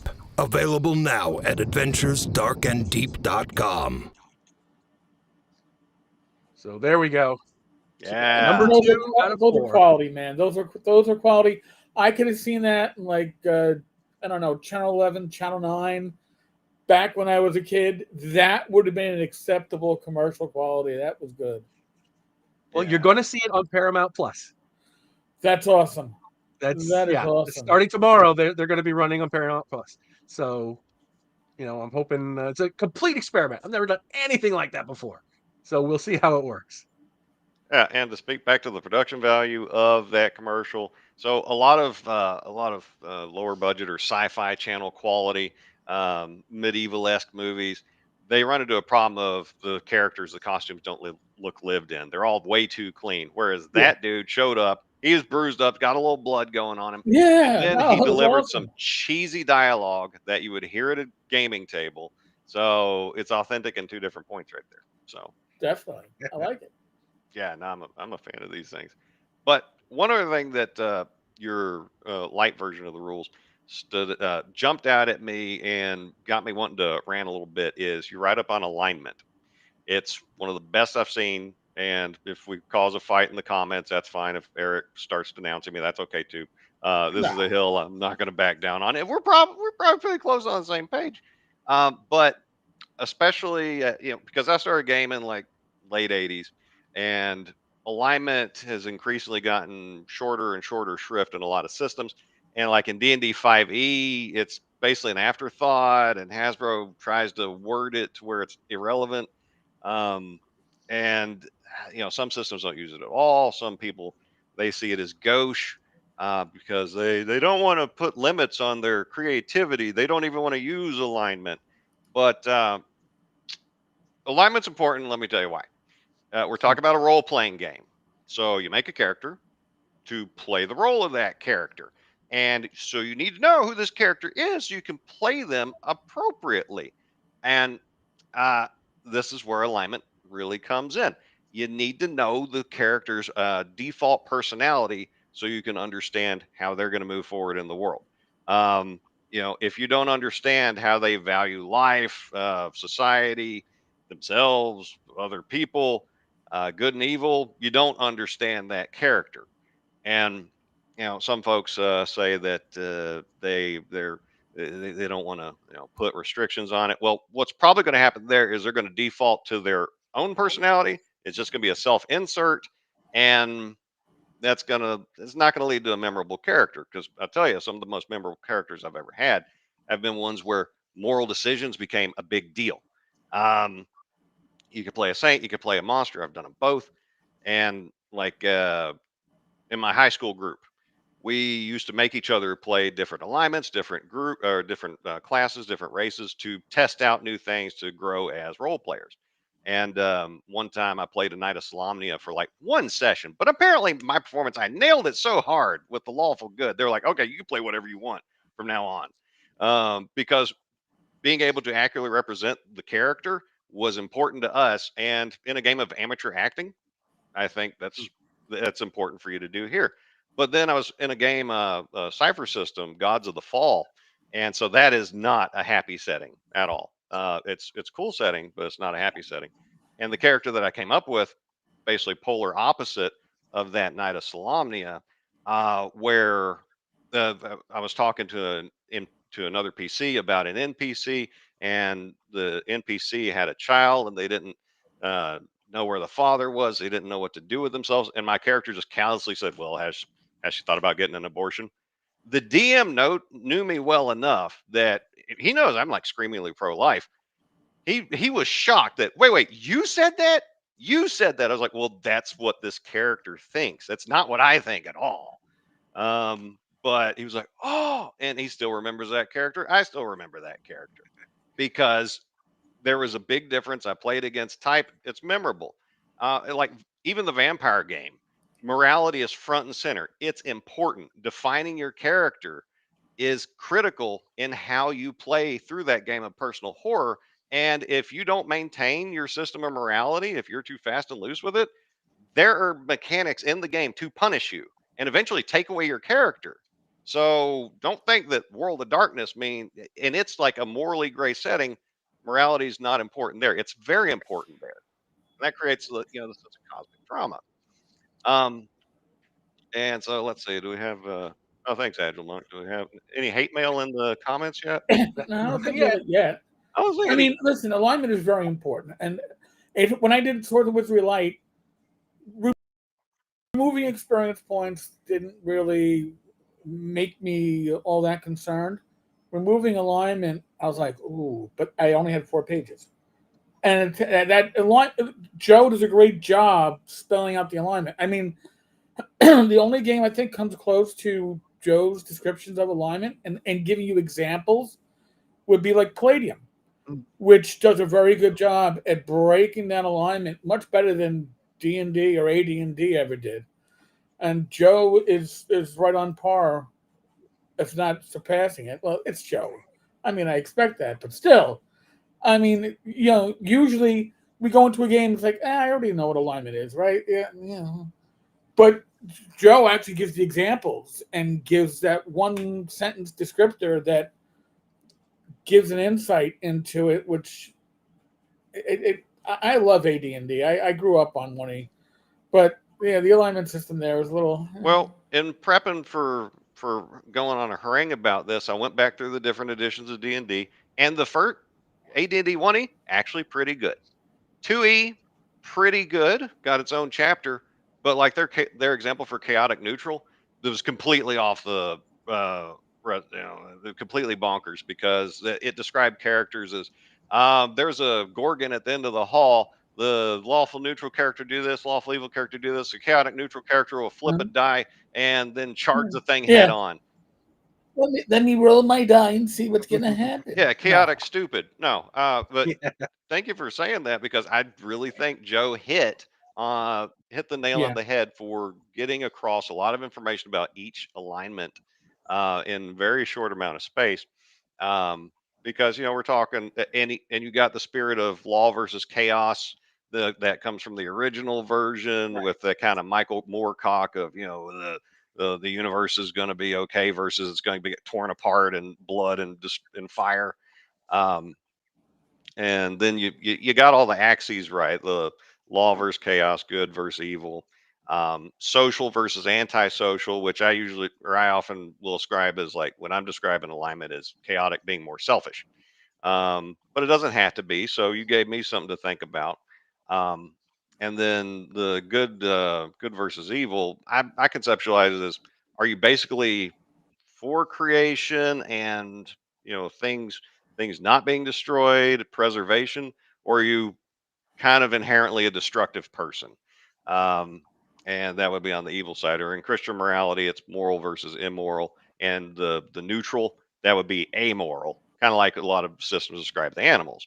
And so I would conceive of chaotic neutral as just selfish and amoral. They don't care about the immorality or the morality. Um, they're just caring about that. But this was clearly written by a libertarian, because you talked a lot about personal rights and being concerned about personal rights in these things. Now, you were still accurate. It seemed a little high concept for some of these things. Do Well, you I are don't want to talk down to the audience. So, but it's funny because another reason that I think alignment is really important is because the way that the game, the assumed game universe is structured, you have the outer planes, and these are places that literally embody a particular alignment. So you have like the nine hells. They are literally radiating law and evil into the multiverse.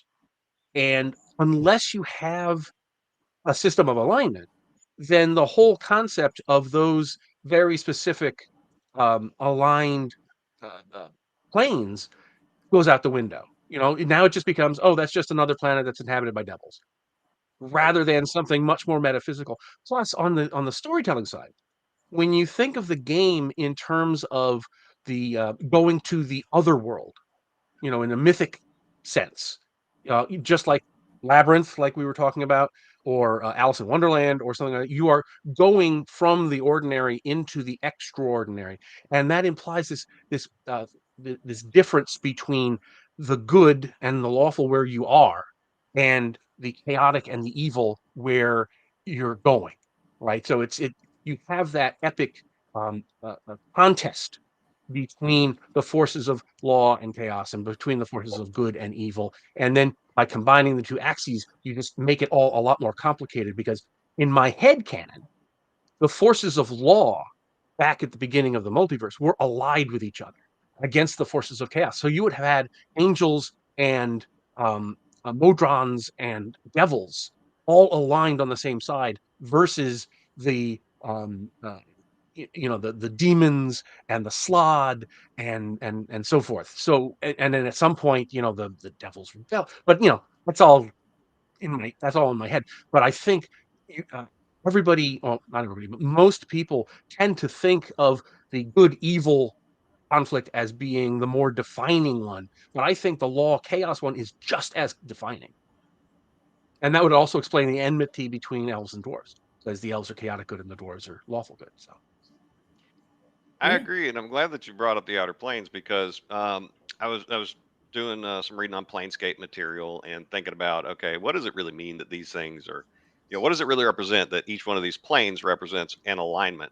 Well, what is the nine hells? So it's lawful evil. Well, what is lawful evil? It's social and it's destructive. So it is being destroyed by the society around you, being torn down by a crowd, basically what it is. Whereas the abyss, what is that? It's chaotic evil. Well, it's chaotic. It's every man for himself. It's and it's evil. So you're dying. You're being ripped apart by something awful in a hole by yourself. But then you go to the upper planes. What's lawful good? What is that supposed to mean? It means everyone's going to be okay because we're all working together to make it happen. Well, what's chaotic good? Everything's going to be okay because we're all on our own doing the right thing. And I think that added some depth and appreciation. So I feel like your write up contributed to that thought process that I got going on. And it's worth a read. And I know this is the light version, but the alignment section is worth y'all's time to check out. It was entertaining and it added to. A question though, yeah, what alignment you, are each of y'all? I am probably um I'm probably lawful evil. Oh no! Wow. Just you know, Okay. maybe Fair enough. neutral evil, but um let me Dang. just let me just read out the because Stephen, you mentioned the one line descriptions that I had, the quotes, Yeah, yeah. and I just want to go through them and give people an idea what you're talking about. For lawful good, laws and justice to help those who cannot help themselves. Lawful neutral is the law is the law. Lawful evil is know your place. Neutral evil is might makes right. Chaotic evil is I'm waiting for my chance to prove I'm better than you. Chaotic neutral, liberty before all. Chaotic good, charity is never coerced. Neutral good, the common good comes before all. And neutral is all things in balance. So just to give an idea. So Hmm. reading that out, I would probably amend myself to lawful neutral I gotcha. using Okay. those Uh, descriptions. Based upon my prior occupation, I would say neutral good with lawful tendencies. I think I'd agree with that because I want the good to triumph, and I don't care how it happens. Did it happen within the law? Great. Did you have to go around the law to make it happen? So long as it happened, Right. that's what I wanted to see. Um, oh, I am going to pick at a substance point on true neutral though, because you articulate it the way you just did, and it's about balance. Whereas when I think about it in that moral, amoral, or immoral scale, and group oriented versus selfish, true neutral, I think of that as the I don't know and I don't care. So I think Conan would very much have that. Like he doesn't care what the law says, he doesn't care what you think, and he doesn't care if it's good or if it's evil. He's doing it because why? Why would that be true neutral? Well, that's the alignment of the beasts. The beasts don't care what you think; they're just going to do what the beasts are going to do. My Um, characterization of neutral as balance comes in large part from Gary Gygax's Gord the Rogue books. Because in Greyhawk, in that sense, you have like the druidical circles are actively working for balance. You have tensor actively working for balance, and so so that's what really informed my understanding of what the neutral alignment would be. I hear you. I hear you. We got some. We Let got me just some. there's Go ahead. I saw a couple of questions scooting by here. Taller Halfling asks, did the weapon versus armor type table make it into the light rules? No, it most certainly did not. That was an easy one to get rid of. And somebody else asked, what was the hardest thing to cut out of the new book? That was Peter Flagg. Some of the monsters, because there were some of the monsters that I really like, and like the undead dragons.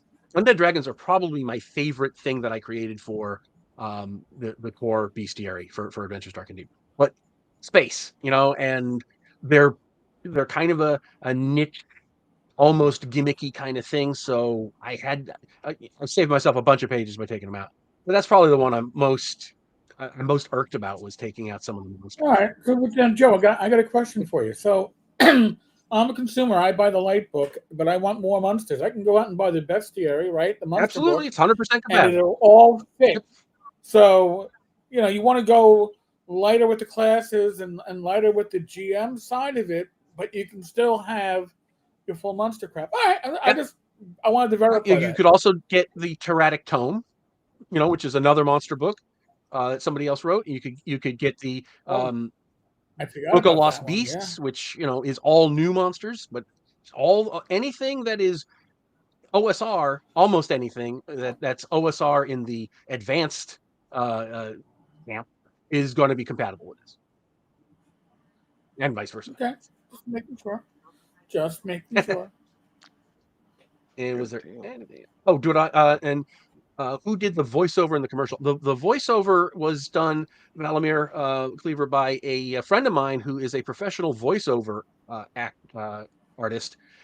He has a professional business doing that, and he used to work at a local music store, and actually was teaching my son how to play the drums. So we Oh, and then interesting. he went away from that and went into the voice acting. And then when I realized I needed a voiceover, I reached out to him, and you heard him. I thought it worked out really well. I Yeah. can Oh, damn. give you in fact, I'll find the info, and I'll put it in the chat. Yeah, that's one person we hadn't praised until this point. That was a Yeah. really good voiceover. Yes, it was memorable and different. Let's see, man, I've got a lot of folks talk about alignment. So good. All right. So no angry peasant mobs coming after me for this. A bunch of folks who understand that in the cosmic drama. And I mean, you can't have a game of heroes if everybody's morally the same. Um, Right. and yeah, you could have a villain as someone who's just doesn't want to do what you want to do, but it's more meaningful if they're like if they're like inherently destructive or something like that. Or if you play against type and they think that they're doing well, but they're not. It's like, all And I right. should point out, for if anybody wants to buy the book, the link to buy it is in the description on my channel. It's also available. You can just find it on Drive Through RPG as well, Good or go deal. to Very cool. adventuresdarkanddeep.com, and you'll find it there too. All right. Well, I think I've said the pieces I had. Do you have anything else for me, Joe, before I get on out of here and let You're Tenkar take the stage? you're welcome to stay if you want, but All right, Eric, what's going on with you, man? what Yes. you got? What else? What else jumped out about the book to you? There's so much. With me recently, I've just been doing a very OSR focused series of YouTube videos, because I went down a rabbit hole because of Joe the lawyer and his Joe had a rant about a certain OSR-ish kind of influencer telling us what the OSR was, and Joe went on this huge rant, As he is wont and I to was do. like, so I said, "All right, that's let me go down the rabbit hole." And I went down the rabbit hole, and the rabbit hole has many different like branches. It really, once you get into like the forming of the OSR, then you're like, "Oh, Targa. Oh, your dungeon is suck. Oh, this and that," and it's like, "Oh, I have so many things outlined that I have to like pull together, and then I want to do a video on each of the OSR rule sets to kick this off, and then the second generation of rule sets, because and then like the third and the adjacent rule sets. I'm going to be doing this forever, but it's good because I'm psyched. I was getting into a rut, and when you get into a rut, you need to find a way to reboot. And I owe Joe a drink at ShireCon in a week and a half because he got me out of my rut. And Joe the lawyer isn't like his shortest video 3 hours long. I mean, they're good. Don't get me wrong, they're good. I've watched some of them. They are. And the inside joke is, listen, with my live streams, they last about 90 minutes to 2 hours because that's like my bladder capacity. After that, I need to run off. Joe doesn't care. Joe just turns off the screen. I'll be back in a minute. Sit around, so God bless him. In a few minutes, he's I back. Can't do it. See, he delivers. He's he yeah. He lived up to it. I don't have the ability or the patience to do 2 hours. Once it hits 2 hours, even if I don't, I just like, I got a life beyond doing live streams. And that's my own live streams. So it's like, yeah, I can't do it. But God bless Joe. When he gets onto a rant, his rants are second to none. Oh my God. Hope you have a way to wind him up, Joe. Careful, Joe. I don't want you to demonetize me here.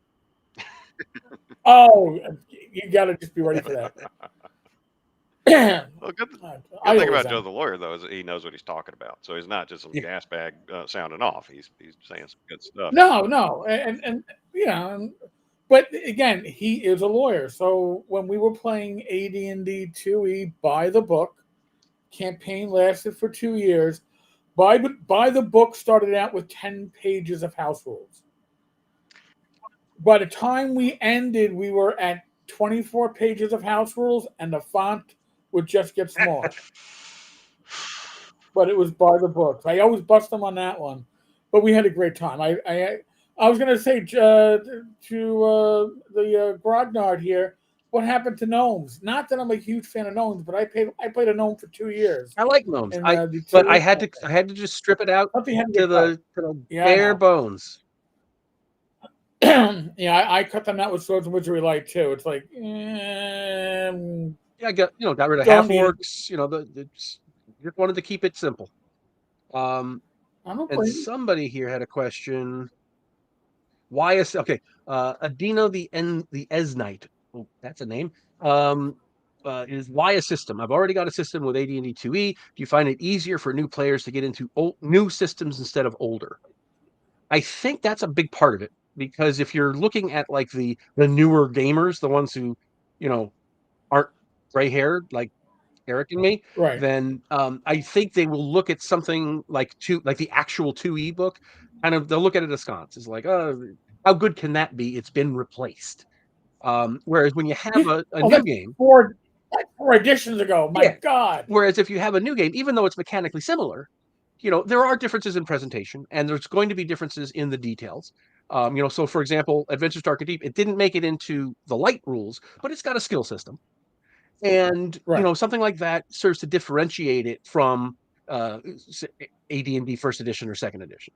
So I think it's a combination of, if you're trying to attract new players and not just appeal to old timers who are looking for a restatement of the older game, then I think having a real new game actually does matter. Plus, there are certain, like Eric said, what other people would consider house rules, I built into my system. So, well, yeah, but it's not only that; it's presentation. All right, True. Presentation has come huge leaps and bounds. That's part of the reason why the OSR itself took off, was the presentation. And yes, initially they kind of ate, like Labyrinth Lord was like, repeating the BX presentation, but OSC does not repeat it, and it's a great, easy way to reference the BX rules. OSC is an interesting case, because I almost think that it's more style over substance. in terms of Oh, yeah, the certainly. page design and everything. But it's easy to Sure. reference. And I think Joe's books, listen, when I came back to gaming, I was out for about a decade. When I came back, I wanted to run Winnie, but Osric had come out, and I was able to get a print copy on print on demand, and realized at the table, Osric was easier to reference than me going back and forth between 3 books for the few rules that I still needed to look up. Osric was very usable, whereas AD&D, you're trying to find different stuff in AD&D, like Initiative. It's across 2 books. Gary hid little pieces here and there, which is great for gaming scholars and people like maybe me back in the day. Were prided myself on, being able to answer all those questions in the AD&D trivia game. But the reality is, modern interpretations of the older rules present them in a much more presentable manner, much more consumable manner, much easier to grasp. I don't need to have my Gygaxian thesaurus out and what's this word that I never heard before. So I think that's why, and the fact that it's in print, right? If you're coming into this, whether you're a lapsed gamer who gave up all your gaming books, or you're a new gamer, do you want to go on eBay and find somebody's used copy that's Joe's book dated in like 1998 and little doodles in it and finger smudges from cheese doodles? And the monsters are Or do you colored want to in with colored prints. Yeah. Or do you want to go, hey, I can go down to drive-through and get a brand new print-on-demand Adventures Dark and Deep Light, and everything's in one book? I know which I would do if I was coming back to gaming. That's part of it. I think that new book smell, it means something to people that aren't collectors, and I think most gamers are not collectors. Well, I'm glad They aren't Adino necessarily asked like this us. question, and since we got the two of y'all here, y'all have good perspectives on the role-playing game hobby, how it operates, and I've got a question to piggyback off of that, and hope y'all can give me some perspective. It seems like there's 101 reshufflings of the D&D white box. Everybody's got Hmm. their own little pet version of it, and my main concern is that this leads to balkanization of the market, and so no one group can, or no one system can ever get a critical mass to be a sufficient challenger to Hasbro and take it back from them. And that might even be a quixotic dream. It might not even be possible, but it's definitely not possible this way. And like Pathfinder has the success it does because it was kind of grandfathered in. It's an offshoot of the of Hasbro's D&D. uh, what would you say to that take? Am I wrong? Am I right? Is it a mix of the two? Is there a reason people keep coming up Uh, with different systems?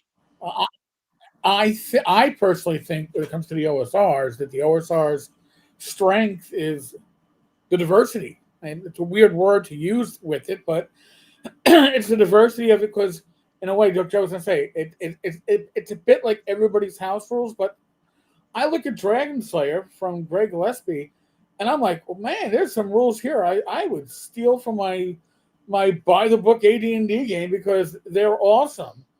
So that's Greg's house rules, right? Is Dragon Slayer ever going to be the number one OSR rule set? Probably not.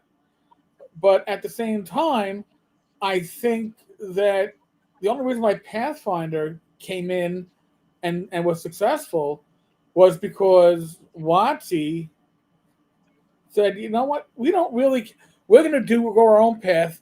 The path we already dug, we think we can do better than that. We're going to start 4E because we gave up everything with the OGL. We need to go a different path. And they didn't realize they were fighting themselves. So the reason why Pathfinder was successful is because they were fighting with their own game that was established and people loved. And the reason why Pathfinder 2 wasn't as well received as they wanted to is because people loved what they loved. It's the reason why people didn't move on to 4E.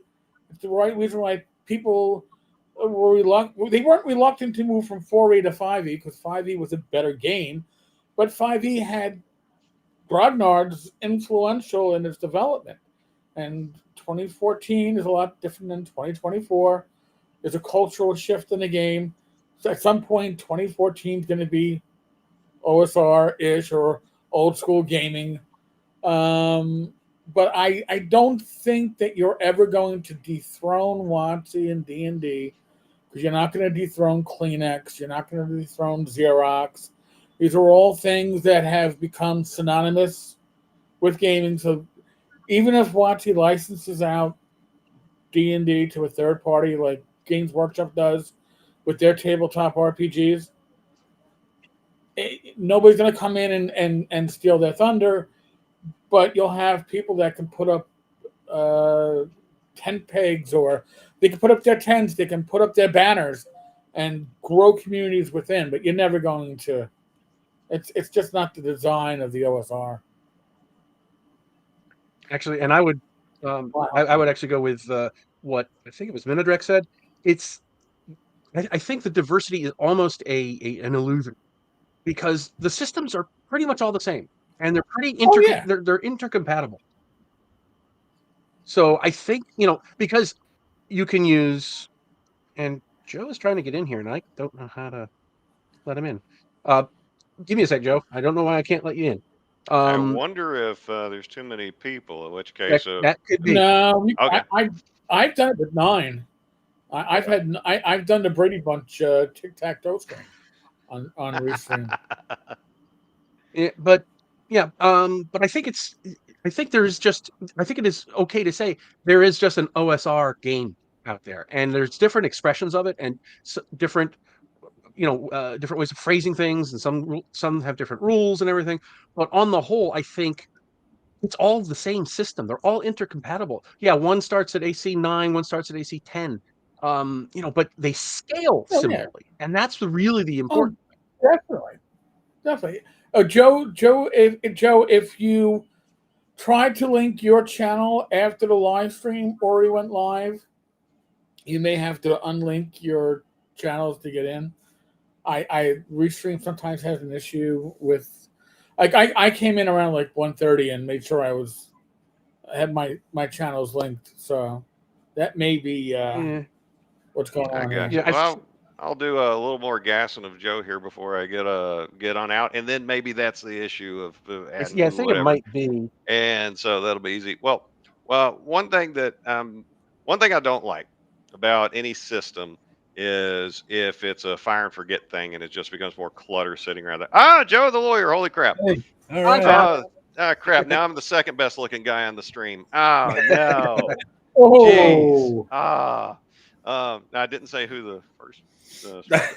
One thing I don't like is fire and forget systems because they just add clutter and it's another unsupported system that's sitting out there. Whereas if you got someone like Joe, who is a proven leader in the hobby and has the energy to evangelize and to push it, bless you, all the success in the world to you, especially with your push to get a hold of the new incoming like 5E or 5.5E players and show them what Greyhawk really is and get ahead of that to provide leadership and to show them a different way of playing the game and maybe even get them to what I think is a better rule system.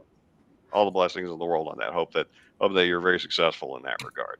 Thank you so much, man. But if anybody out there is thinking of putting out a system, well, first see if what you're trying to do you could do working with Joe. Maybe put out a module for him. I don't know.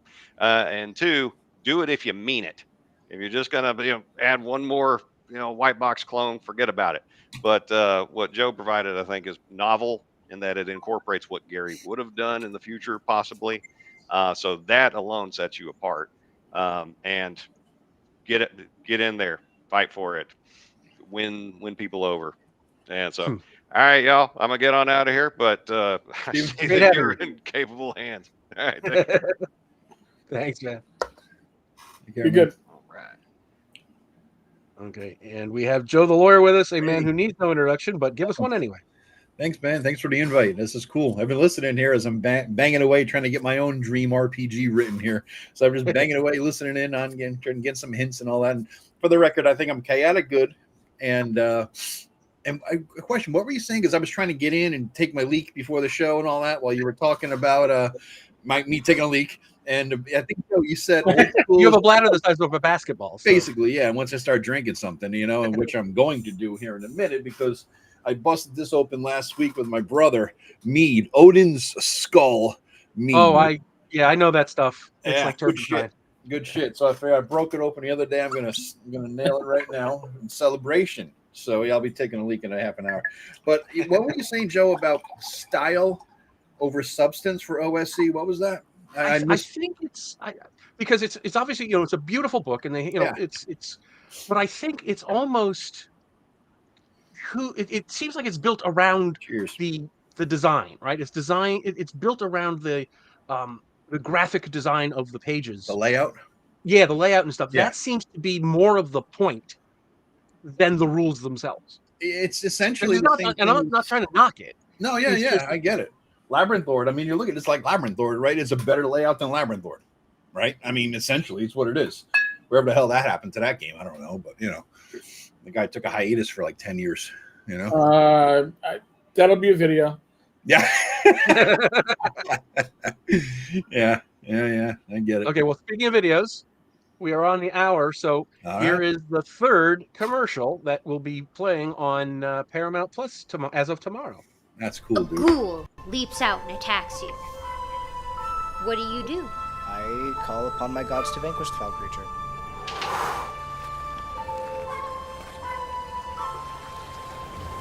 Back, foul beast. The power of my gods compel you. Explore the role-playing game where fantasy comes to life with magic, monsters, and endless options. Adventures dark and deep. Available now. Very cool, man. Very nice. Cool. That was my son. My son was the dwarven cleric. Oh yeah, that's cool. Nice. Shit, now I gotta watch it again and see the comparison. I didn't see the side by side. Well, actually, again, I'm on a little bit of delay here on my actual YouTube channel. I see the beard game is similar there. All right, there it is. a little more gray in yours, and yeah. There you go, man. Very cool. Very cool. Oh man. Yeah, thanks for the invite, man. How's it going? How's the sales going? Did you get a lot yet? Good. I mean, sales could always be better. So go out there and buy a copy. But no, sales are going good. I've been kind of refreshing as the sales report on drive-thru. So good. Links in my channel for anybody in the description who's on my channel. I don't know how many are in there, but 12. Look at that shit, 12. This thing, Eric, has been broadcasting on both your and my channel. It's a little restream thing I didn't know about until just now. Because we set it up ahead of time. I figured that meant when I joined, you would start broadcasting. That's what I thought. I'm not complaining. Yeah. No, it's funny because I logged into my YouTube studio, and I'm like, I got 6 concurrent viewers and 22. I go, I'm not even in yet. Yeah. Oh, well, all right. This is cool. I'm sitting here in my underwear, like, oh fuck, hope they're not seeing because I'm walking around like, am I live? No, you're just Memorex, sir. You're just Memorex. And not many people are going to get that reference. Yeah. No. That's true. That is true, dude. That was a good kid, man, Joe. That guy, he was a good guy. I liked him. Andrew, I really enjoyed him. He was so eager and so into it. It gives me hope for the future. This kid, he's doing it the old school way. He's learning his shit. He's excited about it. He's got positive. And he knows what he's doing. I love it. I mean, I think it couldn't have turned out better. Yeah. No, I agree. Yeah. And I appreciate you shooting. He sent it to me a little bit ahead of time. So what do you think of this? I gave him a little bit of advice. I hope it, made it a little bit better. That was cool, man. That was cool. Oh, got a question. Does the Lite edition include the skill systems? It does not. That was something that I had to take it out for space, as well as simplicity. But if you have this and you get the Book of Lost lore, you can just put right back in and it'll work fine. Yeah. No, it was neat. I did like a page by page for a while. I spent about an hour just doing, because this book here, as I told my brother, I'm going on your, live stream with you today. You're a Lite version. He goes, my brother doesn't have part of the whole scene. He goes, "Wait, doesn't he have a light version already?" I said, "No, he has something that will block a bazooka shell. That's what he has. It's not a light version." so yeah, I did a page by page, and I was like, "Oh, what did he change? What did he leave out?" It seems like the spells are the same. You lost the skill system, lost some of the ability score things like bend bars, lift gates, and all that shit. Yeah, I took out a lot of spells Yeah. because and even the ones that are between levels 1 and 4, I trimmed down the list to things that I thought were more essential. Yeah, rather than some fun, weird ones. Yeah, my first instinct when I love the character sheet. I love the simplicity, the perfect layout. That was a great character sheet. I love that. And then I skipped to the beginning and I was like, "Fucking bards! Oh my god, bards!" Eric knows how much I hate bards. Bards, yes, We've been bards. battling over our love of bards and hate of bards for 15 years now. You're like Matt Jackson with gnomes. I know. It's but I gotta say, as I look through it, I held my bile back. I looked through your bards. I'm like, I gotta say, I agree with Steven. You did a good job on bards. They're not like a skill monkey thiefy thing with spells that are just magic users. The verbal patter is the core of the bard's. Yeah. And Yep. I think that works out just perfectly. Agreed. I think you did a good job in making them different and not just a little bit of everything. You made them their own class, not a little bit of everything. You know? Yeah. No, that was good. That was well done, man. And it seems like the spell descriptions, I looked at about 10 of them. You didn't change your descriptions. You just eliminated some spells, right? I mean, the spells look the same. We trimmed down some of this. A couple of the spell descriptions had stuff that didn't, that wasn't relevant because we took out other spells and monsters and stuff. But yeah, on the whole, the descriptions are the same. There's just fewer of them. Yeah. That seemed to be the case. And same thing with the magic items. We took out a lot of magic items, and some of them we had to either put in the description because it referred to a spell that doesn't exist anymore, or we trimmed stuff out because it wasn't relevant. But again, the descriptions of the magic items are pretty much the same. There's just a lot less of them. And you got a great editor. I agree. I've never seen a mistake in your books, dude. As big as I have. Every time I open them, I catch a mistake. Do you? Yeah. Molly's good. No, Molly is really great. She actually does editing work for some other game publishers. I've steered work her way. I'll be reaching out probably. I don't know if she was exclusive to you, but someday I'll be looking for help here. I could find mistakes in other people's shit, but I'm not the guy to look for the difference. Did you use its and its properly? Right. I'm not that guy. She knows D&D, so she's not only going for grammar and spelling, she's also going for rules consistency, and she That's good. That's good. So yeah, so she's been really, really good, dude. That's worth the price in gold right there. Wait, that's excellent, man. Yeah, that's great.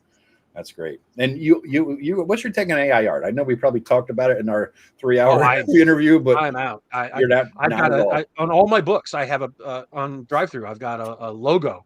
No AI art included. It's all hand done. You think that's going to change someday, man? What do you guys think about that? Because Eric knows we have this long discussion in our group chat. I think that it's inevitable that people eventually get over it and just accept it. But I don't know about the old school community. I think we're a bunch of grognardy people in that front. Like, you lose cred, you lose legitimacy, and then people won't support you, Yeah, I won't. I don't boycott other things for using AI, because, I'd be getting fewer and fewer things.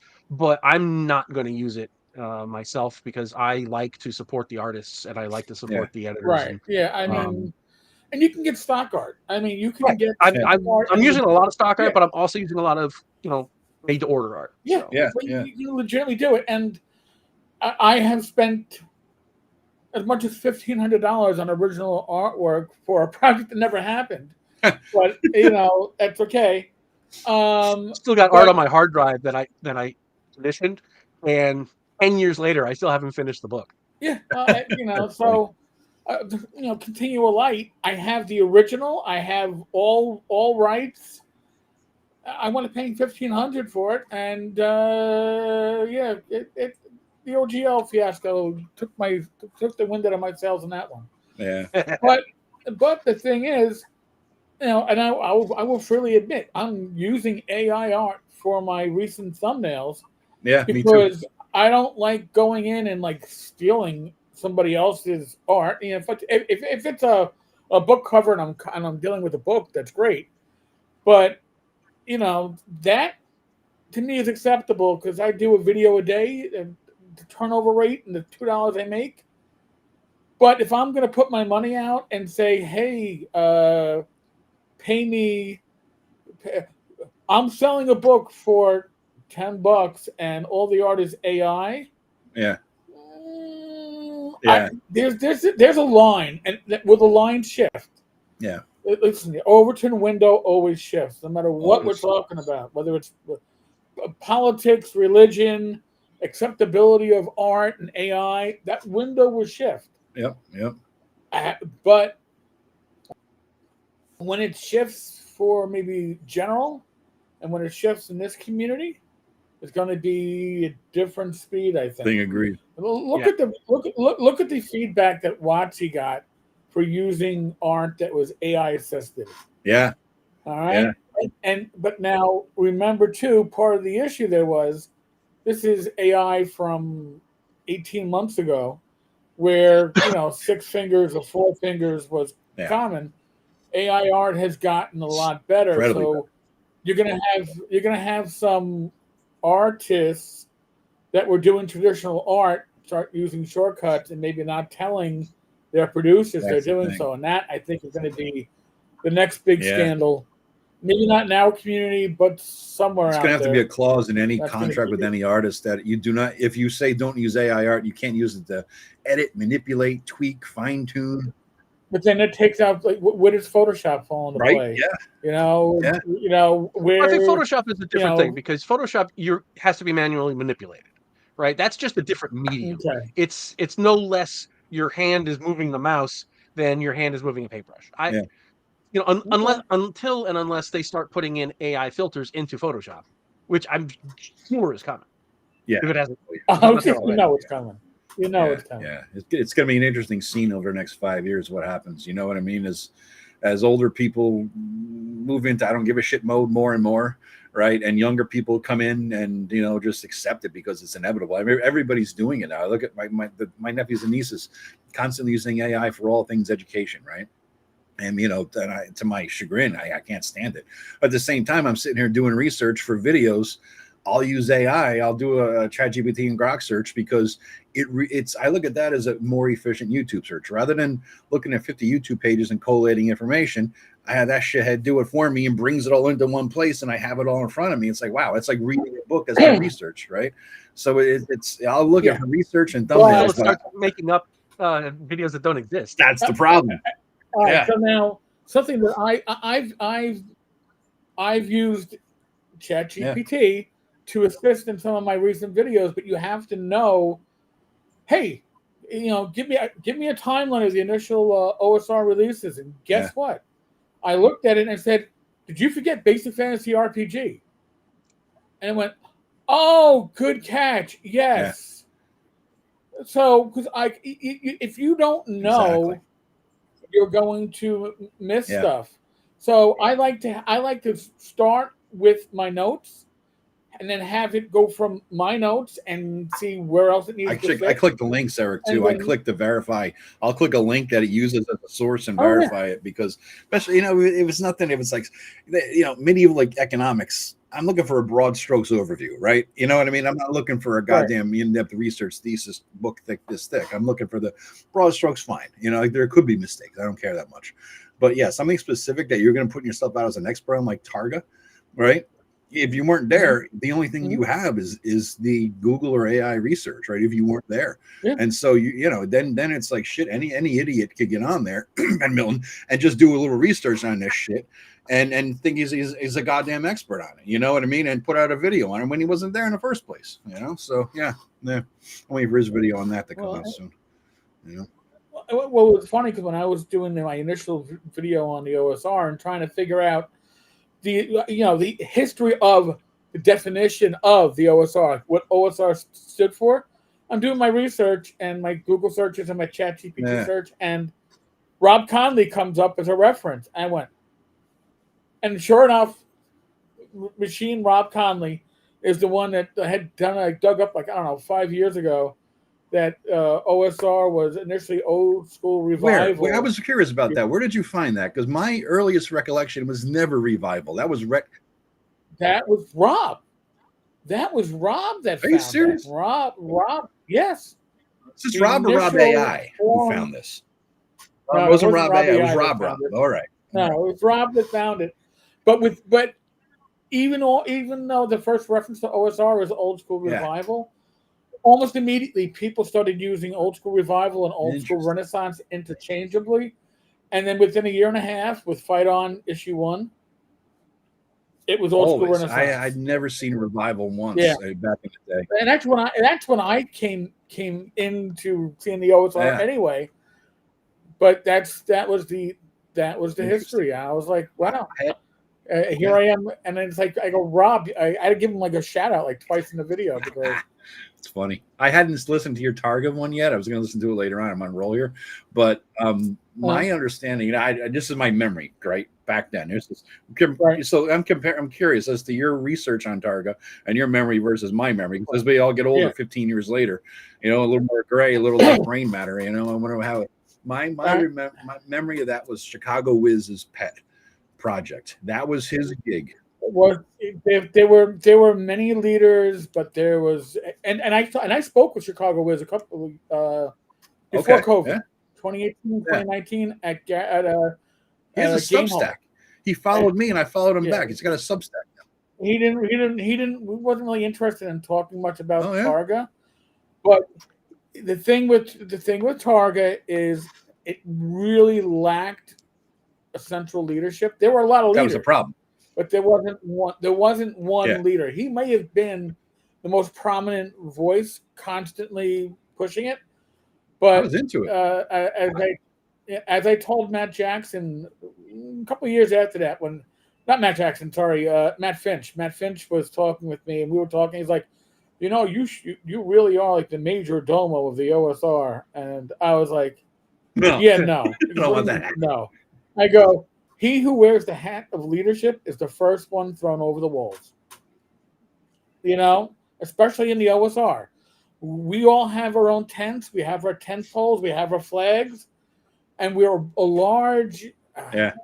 It's not anarchism, but it's not a centralized it's like herding cats, right? I mean, it's like herding cats. And I remember the thing that brought the whole thing about the Targa thing. My memory was Chicago Wiz was put asses in seats. That was his trademark phrase: asses in seats, get more people to play. I took it to heart, and a lot of people put out free shit, supplements, handouts, PDFs. I remember passing out a CD at a game convention in Stamford, Connecticut, at Nonicon in like 2000 and early 2000s, not even 2010, 8, 9, or something like that. And there was just everybody donated shit. Like, here, pass this out to people. So I was, back in the CD days, I'm passing out CDs and literature about Targa, putting asses in seats, running an AD. It was the first game convention I ever went to, number one. And it's first one I ever played and ran a game at. I ran AD&D. I brought up all the players' handbooks and sat down, passed them out to people and this and that. First time I met Tavis Allison was there. He was in the game. Right. And first time I realized that you really can't drink at a game convention, because I bought like 4 beers at the bar before the game. Figured it's gonna be a 4-hour game session I'm gonna run. I need 4 beers to get through this, right? So I sat down with 4 beers. They didn't really. I knew the guy who ran it, and he just kind of gave me a side eye, It's like that was that. I didn't realize that wasn't a thing. You can't do it, right? But it was a fun time. It was when I'm passing out Targa. But the thing that brought Targa down, Eric, remember, Zach. It wasn't Zach. It was the controversy over Zach. It wasn't him. He didn't do anything. You know what I mean? It was what is going to be socially acceptable to have the Targa. Can we have adult games? And also, it included, by extension, Lamentations of the Flame Princess. I mean, because that's where Zach was mostly publishing through. Yep. And listen, the reality is, with the D20 system license, that license was the death knell of a lot of companies, because once it's determined that you're in violation of it and they revoked it, all this product had to be removed from the marketplace because it couldn't have the D20 system license on it. And Target is the best thing that never happened. Yeah, that's a good way to say it. Yeah, it would have been great. It would have been a fantastic thing, and more people did it. If we were willing to have a single leadership, and there's no way. This community is it. Listen, the three people on the screen, we get along really well together. I can guarantee you that we would not agree on who should lead this group of three, let alone the OSR. No. Okay, no, it's because we can all agree a lot, but that's the problem with Targa. Yeah. They can agree on pieces, but the majority could not be agreed upon. Yeah, I agree. I still have my old email folder, my Yahoo email account with all the Target emails. I had separated out a folder. I probably dig back in and see all the history. Yeah, shit. I should look back at that, man, and just see what the hell it was. It was a million years ago. I got you beat. I got you beat. Oh, because I was involved in Target at the very. This is what I alluded to last night, Eric. Yep. I was involved in it briefly at the very beginning, and I have the first drafts of the corporate bylaws and the damn and the articles of the corporation. Wow, it was incorporated. It was an LLC. I don't know if they ever did, because I got a really bad vibe. We were on some calls, and I was just like, "Yeah, you guys are. Yeah, I'm not. The names that were most associated with it were so. It was almost like a random association of people that were like when you have Shannon Appelkline in the group and James Mao and all, you have people that you're like, I don't know how they'd all fit in. And I'm not saying egos. I'm just saying I don't know how they would all fit with common goals. Everybody has different things, but dude, you've got a history right there. All right, I'm looking back, and now they talk. All right, I'm looking back at my folder. My first email in the Targa folder, some dude named Todd R. talking. I don't know who the fuck that even is, but it was a Targa group. That's what it was. A Yahoo. Remember Yahoo groups? That's what it was. Yes, that's what it was. Matt Stanham, Oak Clipper, DCSD, Neil Ford, Matt Finch. All right, Matt Finch made it. All right, there was a website for Targa. Yeah, I don't recognize these names. Victor Raymond, I recognize that name. Yeah. Michael S. My guess is Chicago Wiz, right? Yes, Michael Jason Vay. Yeah, all these names. Tavis made the list back then. This is 08-09 shit. My earliest one is 09, April of 09. Jesus, wow. Yeah, the Target Talk mail list. Jesus Christ. I should send something to this list to see who the fuck is still alive. Yahoo Group is dead, right? They shut it down. Is it dead? I don't know. My last one is from 2010. So they shut it down a long time ago, and I went through all of the RPGA, because each RPGA region for Living Greyhawk had its own Yahoo group with a file section. And right before they shut everything down, I went through everyone and downloaded everything in the file section. So that's how I got most of my our Living Greyhawk modules. Nice. Very cool. Wow, this is old stuff. Jesus Christ. Anyway, enough of memory laning shit. Let's talk about the current stuff, man. How's it going? Any new sales, dude? You popping? You banging? Yeah. What's up? Oh yeah, I'm seeing the sales notifications come into my email. Yeah. Nice. That's a good feeling. Every a very good feeling. A few bucks in your wallet. You know what I mean? Yeah. That's cool, man. Hey, Joe, are you bringing a lot of stuff to ShireCon? Like a lot of modules? I'm not bringing anything to ShireCon except Ogre Miniatures. I'm just there as a player. I'm not a guest. I'm not a vendor. Okay. Just because I originally wasn't going to be able to go because I had a conflict, and then that fell through. So now I'm just going to go there and I'm going to hang out and run a game. Okay. All right. Cool. Nice. Cool. That's Saturday fun. at 1. I'm running one at Saturday as well. I got only one person signed up. I don't know how the game go. Maybe just and it's one of my viewers. I really should pay attention to what time my games are. I have no clue. When are you running, Eric? Do you know? You have no idea? I told Tom to slot me in for a session or two, but I'm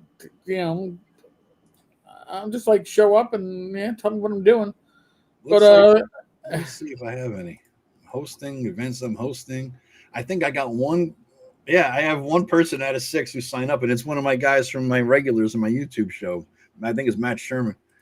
Is it Matt Sherman? Yeah, Matt Sherman. Yeah, so if nothing happens, me and Matt Sherman are going to be hitting the bar and have a beer if nobody signs up. You guys play Ogre. There's nobody in my game either. Nobody yet either? Jesus. I wonder if that's going to be a last-minute sign-up. I can't. But then again, it's a Friday at 1, right? So everyone's working, this and that, right? So it's a harder. Yeah, I'm not going to get there till Friday night. Oh, really? Okay. Yeah. What about you, Eric? What are you running? I'm gonna be running Swords of Witcher Lite. What All right, game? I'm running a game Friday at 1 Yeah. and Saturday at 1. You got any people signed up? Let me check. I got 1 out of 6 slots. My first game. Oh wow. Okay, I've got 5. Nice. Maybe And I'll throw that's on Matt over to Friday. you if nobody shows. And Saturday I've got 6. Nice, dude. Good deal. There you go. Good deal, man. Good deal. So, yeah. So, all right. All right. So looks like I'll be full. we are at the half-hour mark, which means it's time for the fourth and final. All right. Yeah, this is the full 60-second, 1-minute version. So All right. Let's here we see. go. Let's see. When suddenly, a ghoul leaps out and attacks you. What do you do? I attack it with my sword.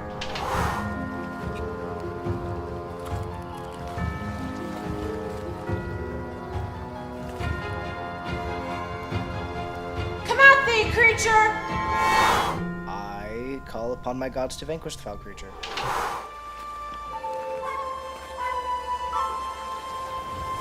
Back, foul beast. The power of my gods compel you. Well, I used my staff of thunder and lightning and blasted.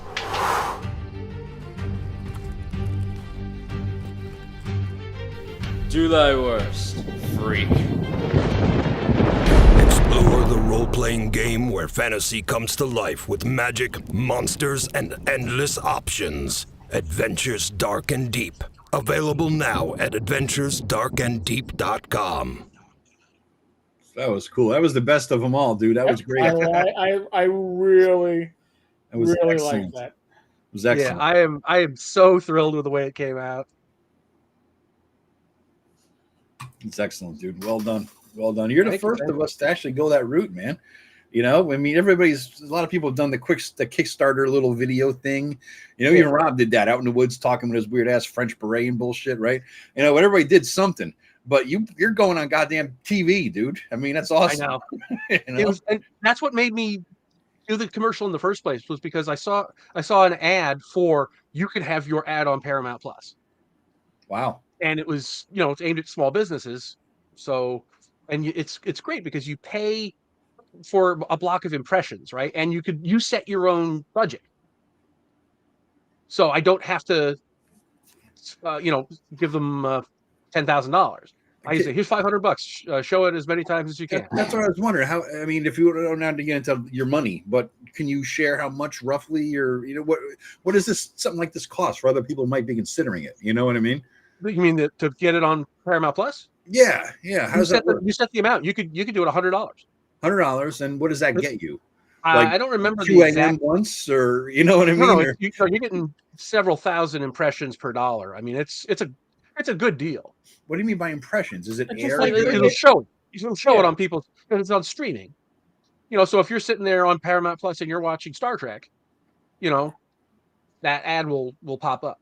Now, is it demographically sorted by geeks? No, but you can shows, or you can't do it by demographics of the viewers, because I guess they don't have that. But you can narrow it down to what category of show it is. So mine are all going to be on entertainment, but there's also sports and news and things. Okay. So yeah, but you can narrow that a little bit. But I figured entertainment was probably best. I don't think a lot of sports fans are going to be interested. So it's not cable; it's Paramount Plus streaming. So all right. So in other words, not everybody who watches Star Trek: The Next Generation season 2, episode 3 is going to see your commercial. It's right. 1,000 people. They serve out the ads specifically to individuals. Gotcha. Okay. All right. That's cool, man. But what got me was, for $500, I can get 50,000 impressions or something like that. Yeah. And this kid did a good job, dude. I got to say, he's a good kid. I liked him. I liked his enthusiasm, man. Yeah. Jonathan Miller, to answer your question, we actually had him on at the beginning of the live stream. He was the first guest. So if you go back to the 30-minute mark, he's on there answering questions about how he made it. His name is Andrew Antok. He's a great kid. Yeah. And Agile Monk, Joe, just give that one person the best spotlight event ever. I'll make him a god and run him through the module. Yeah. Yep. Jesus, yeah, that So was well done. let's see, we've got John Scott. I see you in the comments. If you want to join, I can click you in. Our fourth and final guest of the day. No, our fifth and final guest of the day.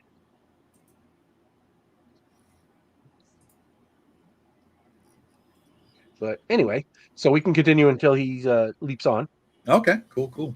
But man, so Joe, you had a chance to look through. Does anything else stand out about the Lite that you wanted to mention? I was surprised how because I was like, I know you do like for strength, for example, you do the many things that strength can modify. I was surprised you took some of them out. You know what I mean? Like the Ben Bars of Gates, but I understood. I understood because there's a lot of explanation, a lot of things that go into that. It's hardly ever used when you could just do a simple strength roll. Yeah.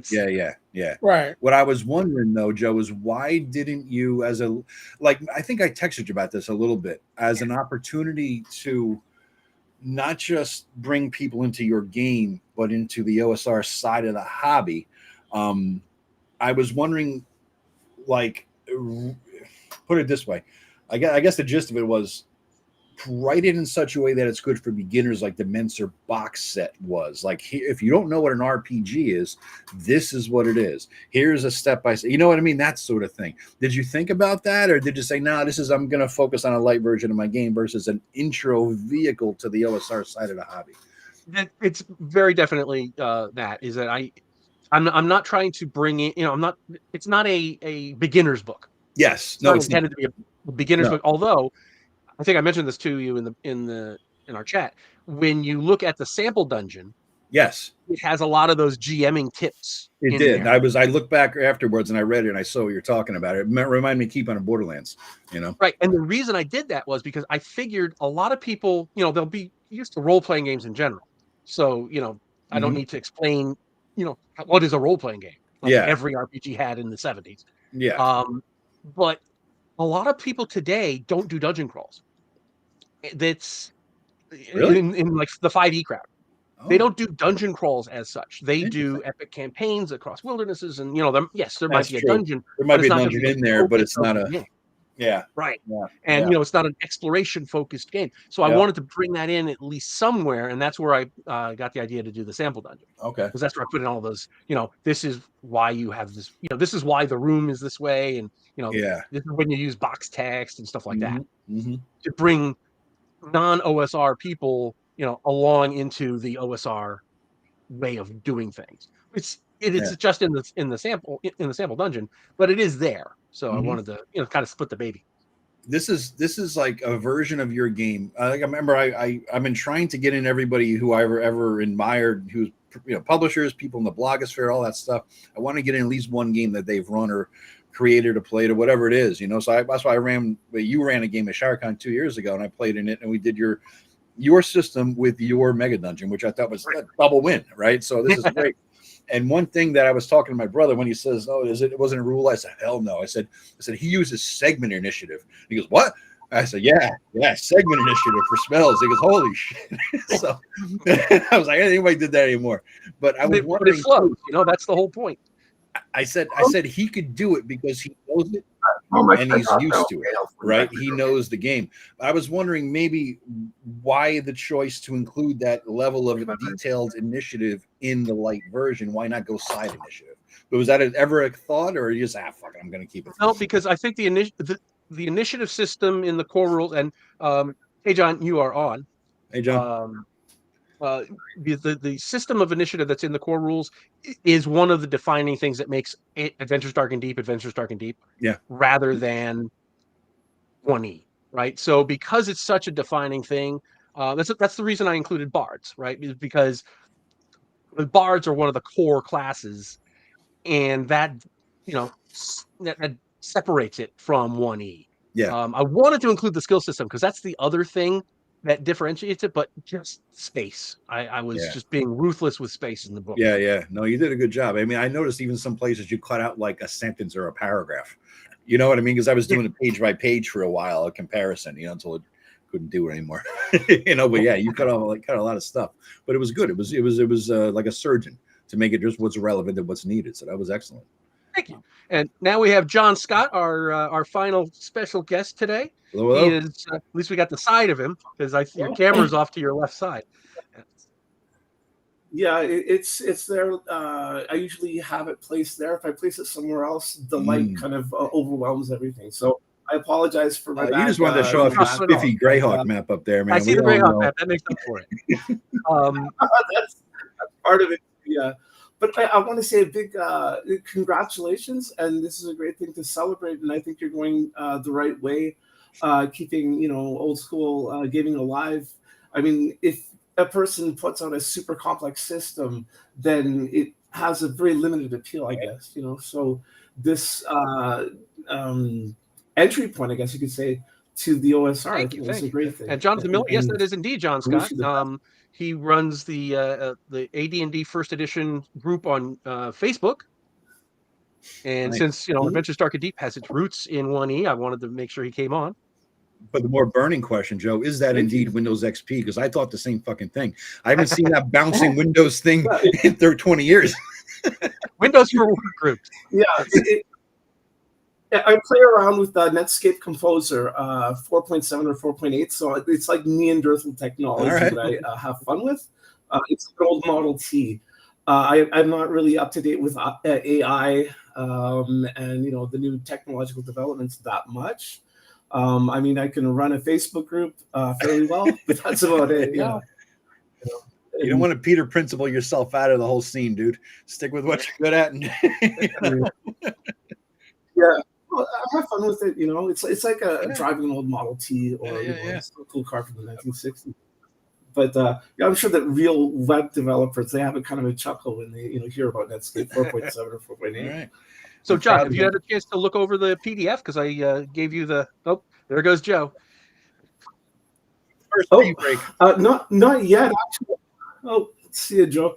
I bought myself a PDF of it. So I'm parked at the table of contents, and I totally look forward to reading through it and maybe even running some games with it too. Because all my gaming is done online, and in theory, when you're playing online, you want to have simplicity because there's enough confusion with people talking over each other if you're doing audio and that kind of thing. So. If I do, use that for a campaign, it will almost certainly be T1 to 4, the Temple of Elemental Evil, and I'll see how this should work great with T1, T4. It's it's close enough to AD&D First Edition that you won't really need to convert much. And one of the things we were talking about earlier, I don't know if you were listening in at that point, but we were talking about different OSR games, and I made the point that mechanically, most OSR games are pretty much the same, right? They have the 6 stats, they have mostly the same classes, combat works the same way mostly. And to my mind, what I think is the most key thing is the scalability, right? How the monsters and the combat system scales. So if you have an orc in Labyrinth Lord or C&C or Adventures Dark and Deep or Swords of Wizardry Lite, the orc is going to have 1 to 8 hit points, and that means he could be killed by a single sword thrust. As you go into different editions that aren't OSR, different games that aren't OSR, and something like a hill giant in 5e is way different than a hill giant in 1e, and it's that scaling I think that really makes the OSR really helps the cross compatibility of OSR games. Because they're all generally going to feel the same, right? It's going to fight against a hill giant is going to run roughly the same in all those different games. But if you'd run that same fight in 5e or 4e, because the monsters are so, in my mind, overpowered, it's going to run differently. You think 5e monsters are overpowered compared to First Edition? It's interesting because what I found is I get higher in 5e. I had to actually raise the hit points of all the monsters by 15 to 20% and AAC by 1 or 2 in order to make it a good battle. And that's because the player characters are also way overpowered. Yeah, exactly. Yeah. That's the thing. And because in 5e it's famous for it's very difficult to die. and you're starting off with all these even fighters are starting off with all these special abilities and powers and stuff. Magical stuff. Whereas in 1E and most OSR games, you're starting out with nothing. You're a nobody. Yeah. And I think Yeah. it's that thing that really helps, being able to run an Osric module with Adventures Dark and Deep, or you could use Swords and Wizardry to run um, a Flame Princess module, Mm-hmm. and it would still work. Mm-hmm. What I'm found myself doing is I'm doing this 5e hack. I started off doing like a second edition with some 5e principles, and I had most of the classes pretty much all done. And it's a front-loaded class abilities, and they get better over time, essentially, as opposed to 5e where you just, get this at this level and this at that level and this. Right, so I did it like that. But now as I started changed the focus to a 5e and bringing in the second edition abilities into a 5e framework, right? What I found I wanted to do to avoid this high-powered bullshit in 5e was I reduced everybody's hit die, every class, by a D. So fighters are now D8, not D10. Clerics D6, thieves D6, wizards D4. And I capped it at 10th level. And after that, you get 1, 2, or whatever plus con. Therefore, you're not going to be a 20 level dude with 300 fucking hit points towing off against a dragon with 350 hit points. You're going to be a 20 level guy with 89 hit points towing off at 350. You see what I mean? That's a huge difference at the high level game, I think. I think that makes a big difference in 5e. But I don't know. Thank you, Miscellaneous Project. And me myself, I've never read or played 5e, so I'm clueless when it comes to that game. I'm aware that it has brought many people into the hobby of fantasy role playing games, which I think is great. But it's just something I haven't played or read. That's it. So I'm still in the good old 1980s. I think, yeah. The first one I bought was the white box and the little brown books, and I couldn't make heads or tails of it. Yeah, I was 10 years old. It made no sense to me. I was already playing SPI and Avalon Hill War Games, and I couldn't get that at all. Then I got Holmes Basic with the red dragon on the cover, and that's what clicked for me. And we played that for a whole summer, and then I went to 1E, and then we went to 2E dutifully, and then when 3E came out, I went back to 1. Yeah, I mean, during the 3E era, I collected pretty much everything, and I spent thousands and thousands of bucks on it, and I kind of regret it. But there was some nice art, there were interesting changes to the game, but mechanically and spiritually, it started to get farther and farther away from the original idea. I think the 3E books are very solid, but I find that the skill system was too cumbersome, as well as combat too. That's just my taste in game design. Yeah. And remember, and this is an interesting question because Eric, I know you're going. You have a long series of OSR videos on your channel. Right. Is your definition of OSR broad enough to include stuff like chivalry and sorcery, or some of those other non-D&D games that existed in the 70s and the 80s? I might argue that something like that does count. As OSR. Personal, you see that now? Listen, if we go from the definition that we initially had, okay, and this is where it goes. When it was initially the OSR was all about simulacrums and retro clones. Yeah. And they were retro cloning D&D from, at that time, first edition and before. And then we've had some 2E clones. I actually found a post of my own on my blog from 7 years ago where I referred to the OSR as an onion with different layers. And as you get closer to the middle, that's that part of the onion that is all those original clones. And maybe on the outer fringes is where you get things like Shadow Dark and DCC. And maybe the skin is where you get things that are like Tunnels and Trolls and Chivalry and Sorcery. Yeah. But even like Initial RuneQuest was based upon having played D&D and house ruling the crap out of it until it became a totally different game. So if you look at the initial stats, they're the same. Tunnels and Trolls. Ken St. Andre's story was, I played D&D. I couldn't afford the rules, and I couldn't afford to find wacky dice. So I wrote my own game using D6 from his Risk game and Monopoly and Tunnels and Trolls was born. Right. So they all have a similar. None of these games would exist without D&D. So you can say, yeah, that there's a lineage there, but they're. I wouldn't consider them classic OSR. I wouldn't. Shadow Dark I consider to be OSR adjacent. It's certainly influenced by. It certainly has the flavors of. I could tell you the stories of me running DCC RPG with Joe, and watching Joe want to put his fist through a screen on his side, because me. Because of the, I don't even remember that, but I know why. I don't remember it, but I know. I guarantee it's because of the stupid fucking spell failure part, right? Yes. Fuck you, spell failure. I Oh, wanted to work. Spell failure. It was the idea that you couldn't have an idea of what your spell was going to do, even if it worked. Yes. I remember it very well. But I can run a DCC adventure on the fly with Swords and Wizardry or Osric. There's enough in common. I can convert it. For me, if I can run the adventure with a classic rule set, it's OSR enough. Like Shadow Dark, I can take a Shadow Dark adventure and run it with a original OSR rule set, and I'll convert on the fly.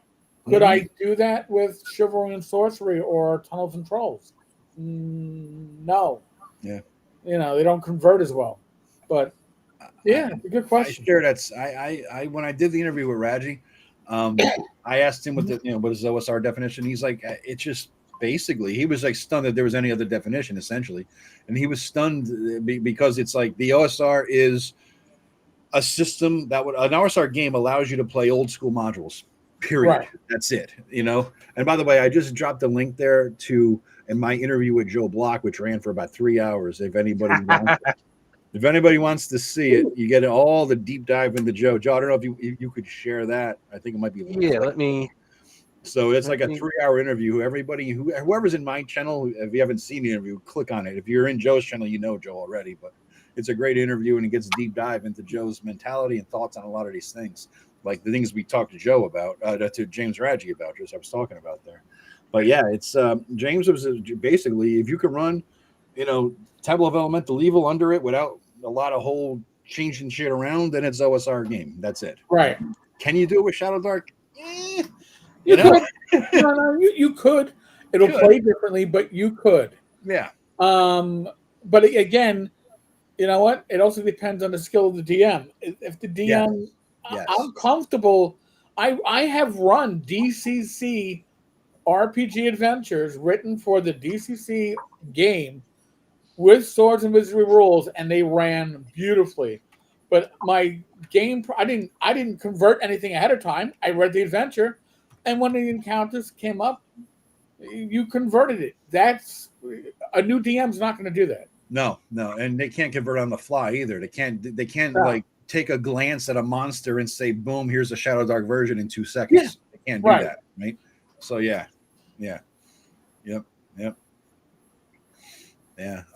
Agile Monk says he's purchased everything Joe has produced in hard copy. I'm also a veteran. That's why I was hoping you would show up, Joe, to ShireCon, because I thought I gave all my hard copy modules that I've ever bought from you to my brother. He can't fucking find them.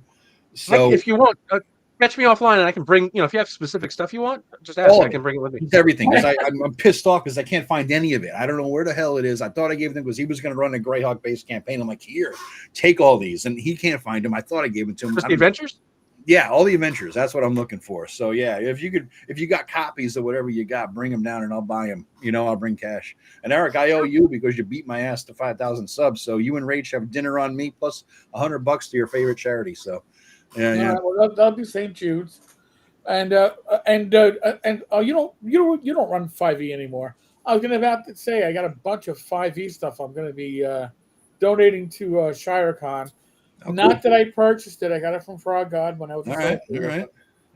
But, I gave last year. I had a stack of Astonishing Swords from the Sorcerer's Hyperborea, now called Hyperborea. I like 5 players' handbooks to him to auction off. It was too late, but he's going to put it in this year's auction. Okay, so, yeah. that's good stuff. Yeah. Although also I believe that ShireCon's going to have temporary sales tables outside. Yeah. So weather permitting, you can just free. Just put your crap out. like a for used games, like Yeah. a swap meet.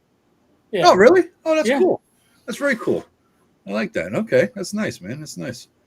Yeah, that's kind of decent. It's a little, like a sharing thing, like zines. Here, I'll give you one zine for one zine. Yeah. That's very slick, man. That's a great location. He's doing it at the VFW again, right? Yep. Nice. The VFW nice. again. 2 bars, one inside, one outside. It's a perfect setup, dude. Perfect setup. No, it is wonderful. And I got an Airbnb that I had 2 years ago. So this time I got Rob and his wife as my my roomies. This is the first year in a long time I've not had somebody staying with me. I've had Matt here. I've had Rob here a couple of times. I ran his wife once. I've had Tim Shorts. I mean, there's so many variations and combinations of people in my house that I've lost track over the years. But yeah, it's the first time I don't have somebody staying with me. It's kind of weird. Okay, we're coming up about 5 o'clock, and I did promise there would be a giveaway. So, all right. I have rolled a d20, and the first person who puts in the number into the chat wins a free hard copy of the new book. So get to typing. I like that way to handle the giveaway.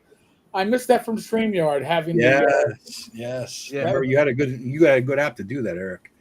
So I'm not going to roll because you gave me a free copy for a PDF. So I'm not going to roll. No, I'm not going to. But that's good. Make your guesses, folks. Take your guess, Peeps. Take your guess. Throw a number in from 1 to 20. If it matches Joe's, you win. We got 17. Cool we got idea, 16. We got 16. Everybody wants a 16. No. I know. Keep going. Titus making his appearance. This is the first time with this interface, so I don't know how to. You got to go to a channel. Open up another window. Yeah, you can't do it in this like StreamYard's used to. All right, okay. So I'll go with 7. You already have a copy. Just a PDF right give now. me a print, man. I'll donate it to all these someone people giving me wrong numbers. Jesus. There's only so many. If it was Tim, I would guess 1 because I know it's going to be a 1. Tim Shorts, but Joe could be anything. All right, nobody got it, huh? No, we're still dancing around it. Holy shit! This is a cool way to do it. I like this. I agree, Eric. It's a cool way to do it. Gets a lot of comments. Yeah, that's true. That's true. You're driving comments too. Keep going, guys. I would have guessed Lucky 13 is my lucky number, but I don't think anybody's done a 2 yet. But I'm just saying. Really, modifiers to this roll, Joe? That you're not telling everybody about? Could have gotten higher to 20. There we go. Ian gets it. 18. Ian nailed it. Ian Hickey. All right. I would have just spanned everything from 1 through 20 as fast as I possibly could. I would have counted that as 7, 8, 9, 10, 11, 12.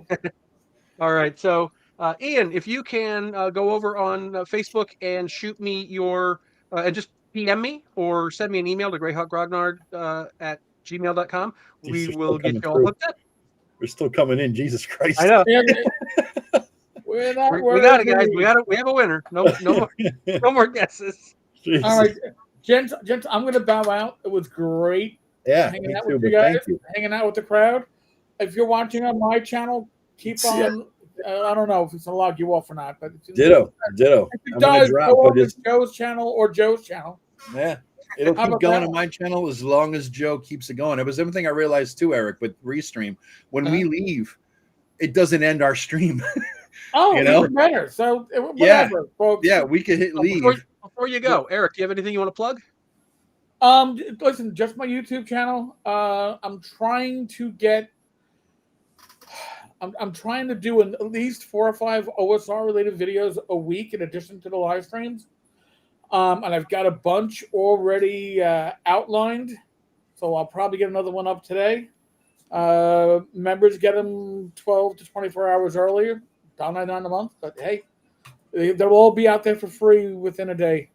Other than that, buy Joe's shit, man. The other Joe. Yes, just Joe. Yeah. That Joe. Oh, my hand falls off the screen, but that Joe. It's good stuff. Yeah, excellent. I have a great collection of it, and no, I it doesn't go into like a donation pile. It it goes into thou shalt be read and hopefully used pile. It's definitely usable. It's not like, I hate to say, but I love Raji's approach to shit, but I can't use his shit in my games because It's aspirational, a very particular game, right?